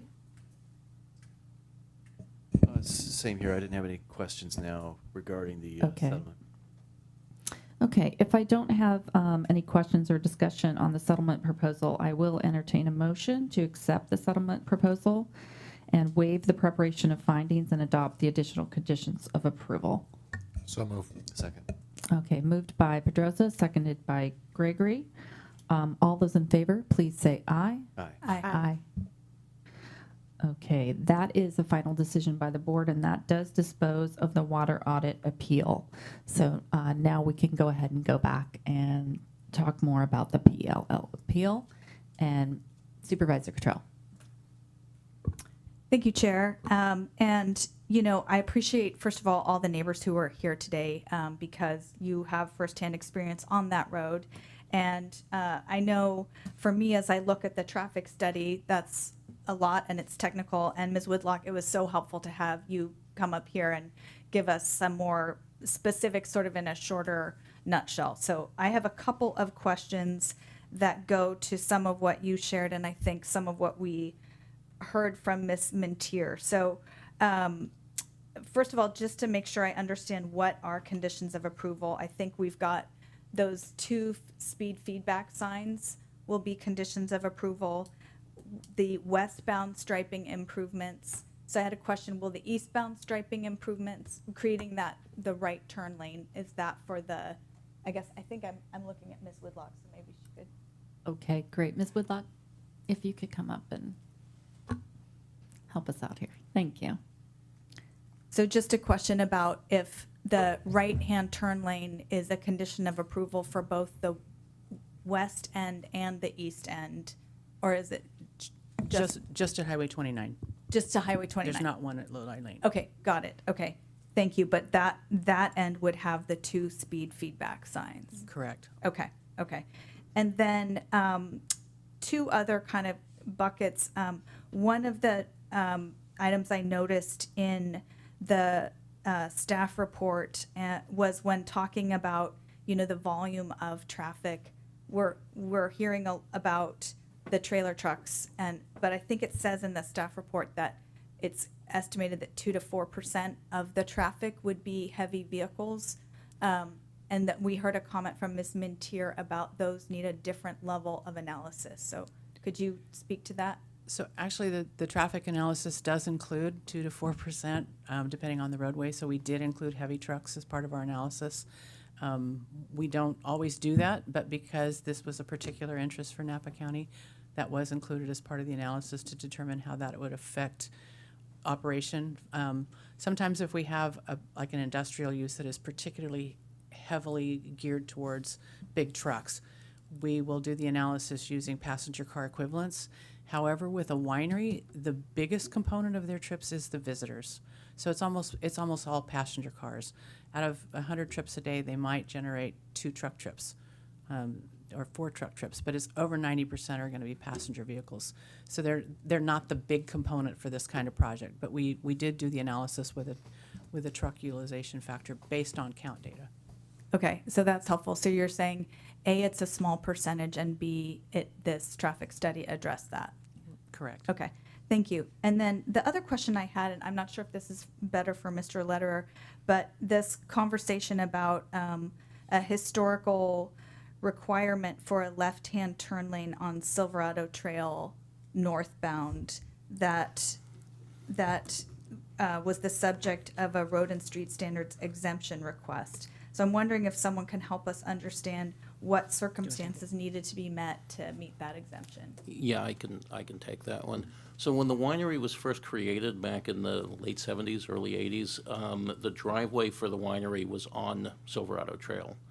When there was a later, and there was a requirement for a left turn lane to be put in when the driveway was on Silverado Trail. Subsequent modification, also decades ago, moved the winery driveway to Lodi Lane. So the requirement for the left turn lane to the driveway on Silverado Trail obviously was removed because the driveway was no longer on Silverado Trail. So that's, I think, the confusion there. Did I'm not sure if I fully answered your question. Yeah, no, I think that, Okay. no, that helps me understand where it was. Thank you. I think that's all I have at this point. Okay, thank you.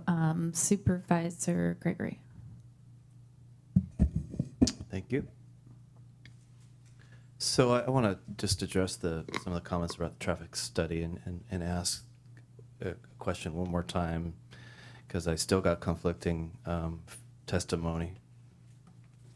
Cumulative impacts are addressed in our traffic studies, I think, just through general plan growth projections, right? So that's how we address cumulative impacts at the time of a project submittal.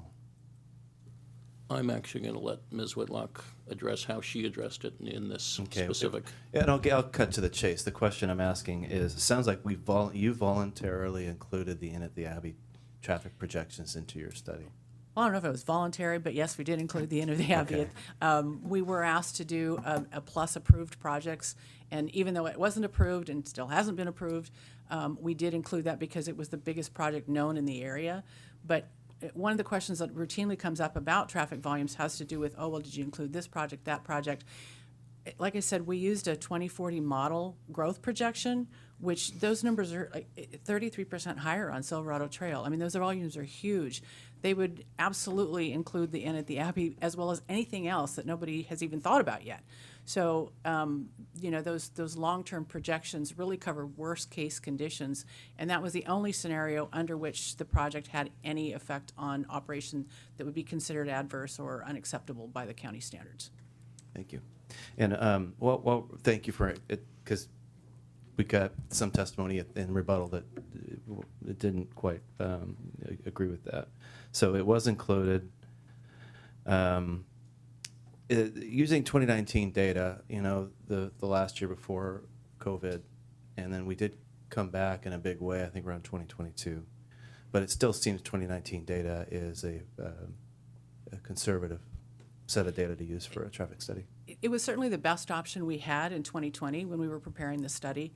But it is still, and like I said, in a lot of places it hasn't come back. But the fact that we also have these 2040 model volumes that are so much higher, it honestly doesn't matter whether we use 2017, 2012, or 2024. All of those are less than what we get in that model-generated scenario. I mean, the model is so conservative; it only assigns trips to major arterials. It doesn't have, it doesn't take people through neighborhoods. It just plunks them all out on the major roadways, and it assumes that every parcel that can be developed will be developed at a certain growth potential. So I've looked at model volumes from 2020 that, in 2012 we were saying, oh, by 2020 we're supposed to be here. We hit 2020. We weren't even close to there yet. So the model volumes tend to be so conservative, and if there's not an adverse effect under the model volumes, again, whether we had used volumes from 2019 or went out and did counts tomorrow, it wouldn't matter. We would still have the same answer. Thanks. On the speed feedback signs, Mr. Lederer, those are public improvements that we'll own? Yes, typically with the radar feedback signs, whether the county installs them or more often than not, they're paid for by private folks. They pay for them, we install them. we maintain them, and ultimately, if they need to be replaced, we end up doing the replacements, so they become ours. Great. Well, we've got a few others that have been installed recently, so your new feedback maintenance division is going to be busy. You approved a increase to their maintenance contract just a couple board meetings ago. No, I so, think they're yes. fantastic, relatively inexpensive, but effective mitigations for some of our roadways. So I'm glad those are going in. And last, this is about water, and I know that's not necessarily subject of the current appeal at hand, but the Tier 3 analysis has garnered some attention recently, particularly about interconnected wells to the river. In this case, from what I understand, it was not conclusive that the existing wells were interconnected. However, they volunteered to subject themselves to the new Tier 3 policy anyway. Could you just confirm that? Yeah, that's correct. What ultimately happened is they ended up relocating the primary, or they decided to drill a new primary well outside of the 1,500-foot setback from the creek, which if in doing that, you're presumptively screened from resulting in a significant impact as it relates to interconnectivity.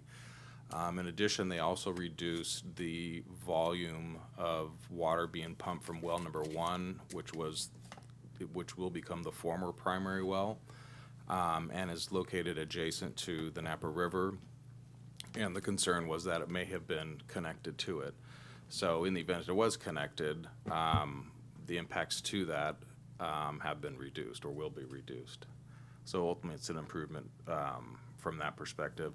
And then to throw into the mix, the 10% reduction comports with the goals of the GSP, and so that's also a plus. Thank you. Thank you. Supervisor Cottrell? Thanks. I had another question about traffic and then something to follow up on the water. So I think I'll start with the water one. One of the things that I understand, I think, from the applicant's presentation, but also Ms. Mintier, was the requirement of recycled water being used. But I was understanding that what we've got here is a slight reduction in groundwater use. So there's a cap there and a condition of approval that groundwater use will be monitored, so that the requirement that we will have is that, or that the applicant will have, is that they won't exceed that level of groundwater use. It's not a requirement to use X amount of recycled water. It's just don't go over your groundwater cap. Correct. Which is something, sorry, there's no cap in place at this moment. That's right? correct. They're at 14.04. They're going down ever so slightly to 14.0, and which will be capped and monitored at that rate. Thank you. And then one more traffic question. Something that Ms. Whitlock just made the point is that 90% of the trips have to do with visitation.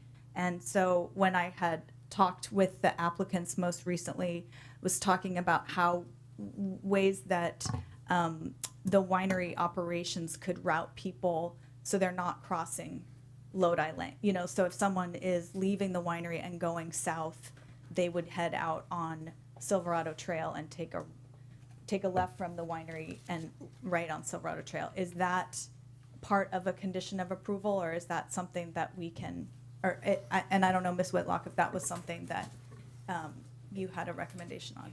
It is actually something that came out of the traffic study, and I believe that it's kind of part of the project proposal, is Okay. to sign the exit driveway to direct people who want to go south towards Silverado Trail and who want to go north towards Highway 29 to limit the number of left turns at either end. Got it. Okay, so that's already built in. Right? Okay. I just want to make sure that's Yeah. for them. All right. Thank you. Sure.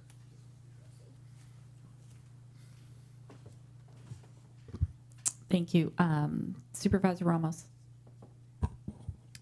Thank you. I had a question. This is in regard to the conditions of approval 4.6, which is the grape sourcing rule. And so looking at the language that was proposed and what is in the what is in our packet as the Planning Commission's approval. And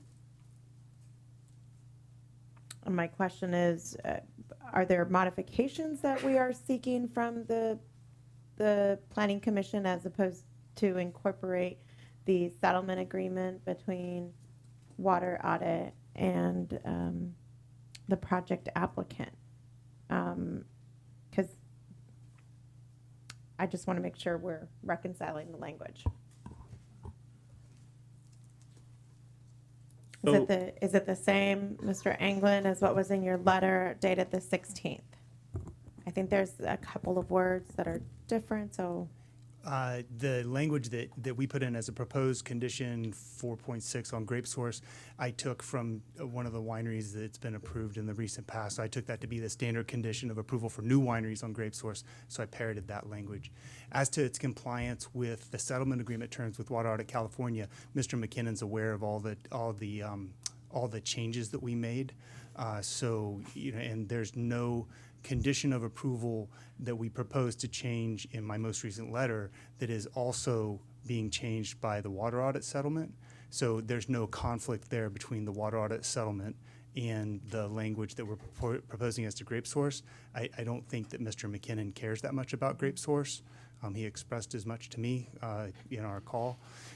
He cares more about water for fish, is what he often tells me. So I hope, does that answer your question, Super? Thank you. So then my next question is probably for County Council. Given that there are rights, pre-WDO rights being given up as in regards to grape sourcing, how are we acknowledging that in here? Sufficient that we all agree that, in fact, there is a change, that there is a pre-WDO right being forfeited here, I guess, for lack of a better word. It seems rather silent, and I know we've said it here. Where are we writing this? It'll be written in the conditions of approval, and it'll be acknowledged that it's a voluntary relinquishment, and it will run with the land in perpetuity. So, would that be under grape sourcing at 4.6, or would that be an additional it'll probably provision? be a special condition of approval. We'll probably reserve that and then put it under a special condition. Okay. I do want to make sure that we are, in fact, acknowledging that in writing, even though we've all established that. It sounds like 4.6 is making that assumption, but I think that given that it is an affirmative forfeiture, I really would like it to actually be written and for it to come back to us with the findings. Thank you. Okay, thank you. Oh, yeah, go ahead. Thank you, Madam Chair. My apologies. We're late in the day. Supervisor Cottrell mentioned really something we just dealt with at our last board meeting that I spoke about, which is how we deal with wayfinding and making sure that that we are being proactive in our conditions of approval as it relates to mobility and really road safety, given what we know. And so I think that we dealt with this in our prior land use appeal, and where we said, to the best of efforts, being able to administer appropriate wayfinding changes. My condolences, Mr. Anglin. It's you again, and you and your clients again. But I think that when we look at how we incorporate this, I think we need to look ahead. This is starting to become a rather common concern of making sure that it's not the necessarily the easiest and shortest way to get there, but really the safest way to get there. And whether that is a left turn only. Again, I'm not going to pretend to be the traffic engineer here, but I think that in those conditions of approval, making sure that there are best efforts to ensure that there is your words, Supervisor Cottrell, that we're you said the safest. I've forgotten them now. Yeah, okay, yeah, great, me too. So there we go. What she said, and there's video, and great, so thanks. Thank you.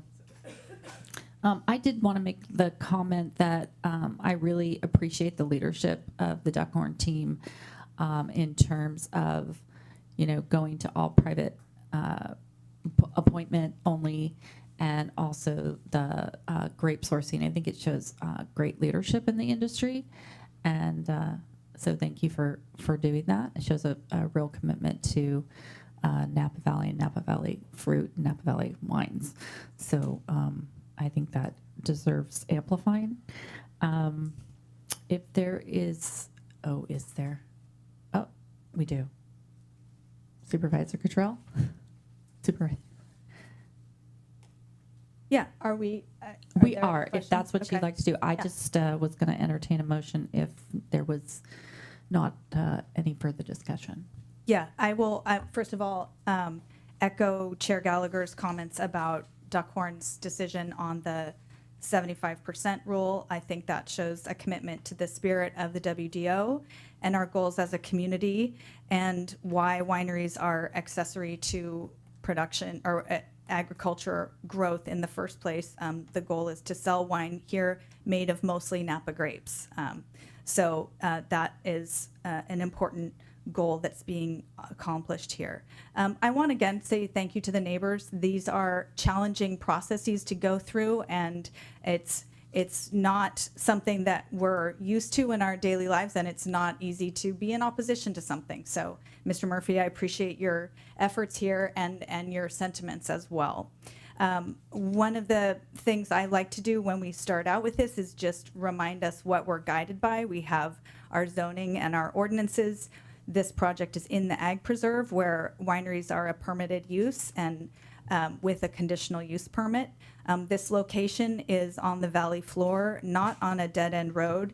It is in a narrow part of the valley, as people have commented, and it is a larger scale project. And a lot of the public comment that we've received has expressed concern about that scale. One of the suggestions I've heard is that production at this scale should be moved to an industrial park, and I believe that's an idea we should discuss as a community. It could have benefits in reducing groundwater use and preserving the acres that can be planted to vines, but that is a policy question. We don't have that policy in place now, and it's not appropriate, in my view, to move the goalposts in the middle of a project review.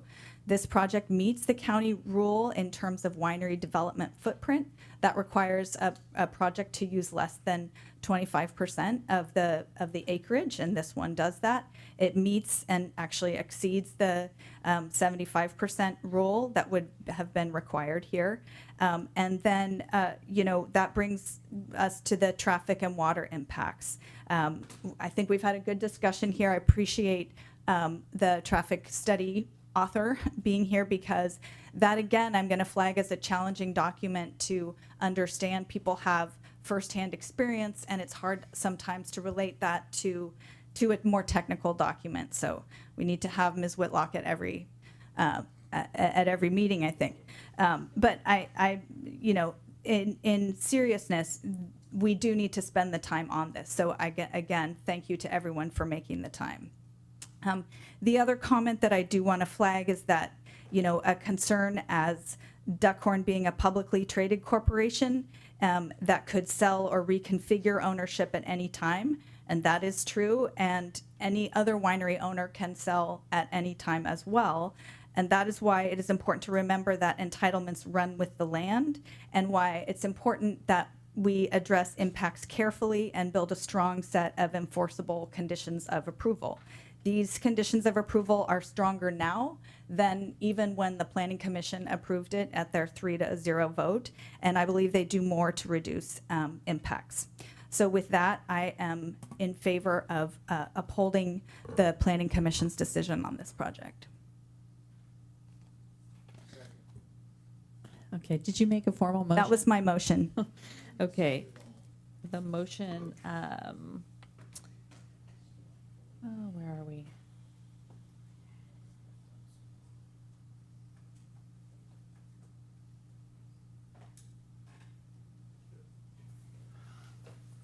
We're mumbling here. I'm assuming the motion includes the That's what I'm changes trying to that figure were out. made here. So moved with the changes that were made here. Do you want to clarify those? Could you clarify so we get the motion correct? Well, it's a tentative motion. Yes. We will bring back findings and revised conditions of approval. You've already approved the settlement agreement with between the water audit, or the changes from the settlement agreement between the applicant and water audit, and so staff would just want to make sure that the two different revisions that came in that were discussed, that those are part of the, if you're upholding the planning commission's decision, if you're approving it with those revisions. So, but the motion Did you want me to mention, I'm sorry, did you want me to mention what those were again? Was that what you were asking? I think for clarity's sake, yeah, that would be. Okay. Let me just find my document there. What did I do with it? I think also it's not upholding the planning commission, it's a motion It's a- to deny the appeal, just to clarify. Yes, it's a motion of intent to deny the Intent to appeal, deny. roll back to county council, finding, Sorry, it's my first time. So those revisions included it was a 10% reduction in the approved size for the West Winery facility. It's a 10% reduction in the approved by appointment tours and tastings. It's approval for a new project well located in the location, generally in the location that the applicant showed in that revision letter. And that new project well would have that the existing project well, domestic well number 1, would have a 10% reduction in annual draw volume, 10% reduction in the pumping rate. Then also in those revisions was extending the asphalt resurfacing to include the bridge deck for the bridge over the Napa River, removing the existing pre-WDO entitlement for the 75% Napa grape sourcing rule, and the addition of TDM measures that were in the second revision letter that the board received from the applicant. Thank you for clarifying all that. Yes, I intend to have that in my motion. Okay, thank you. Motion made by Cottrell, seconded by Pedrosa. All those in favor, please signify by saying aye. Aye. Any opposed? All right, thank you. I do want to remind everyone, the board, the public, and parties that everyone, that this is a public hearing that is now closed. Any additional ex parte contacts, site visits, emails, or conversations should be avoided while the formal findings are being prepared.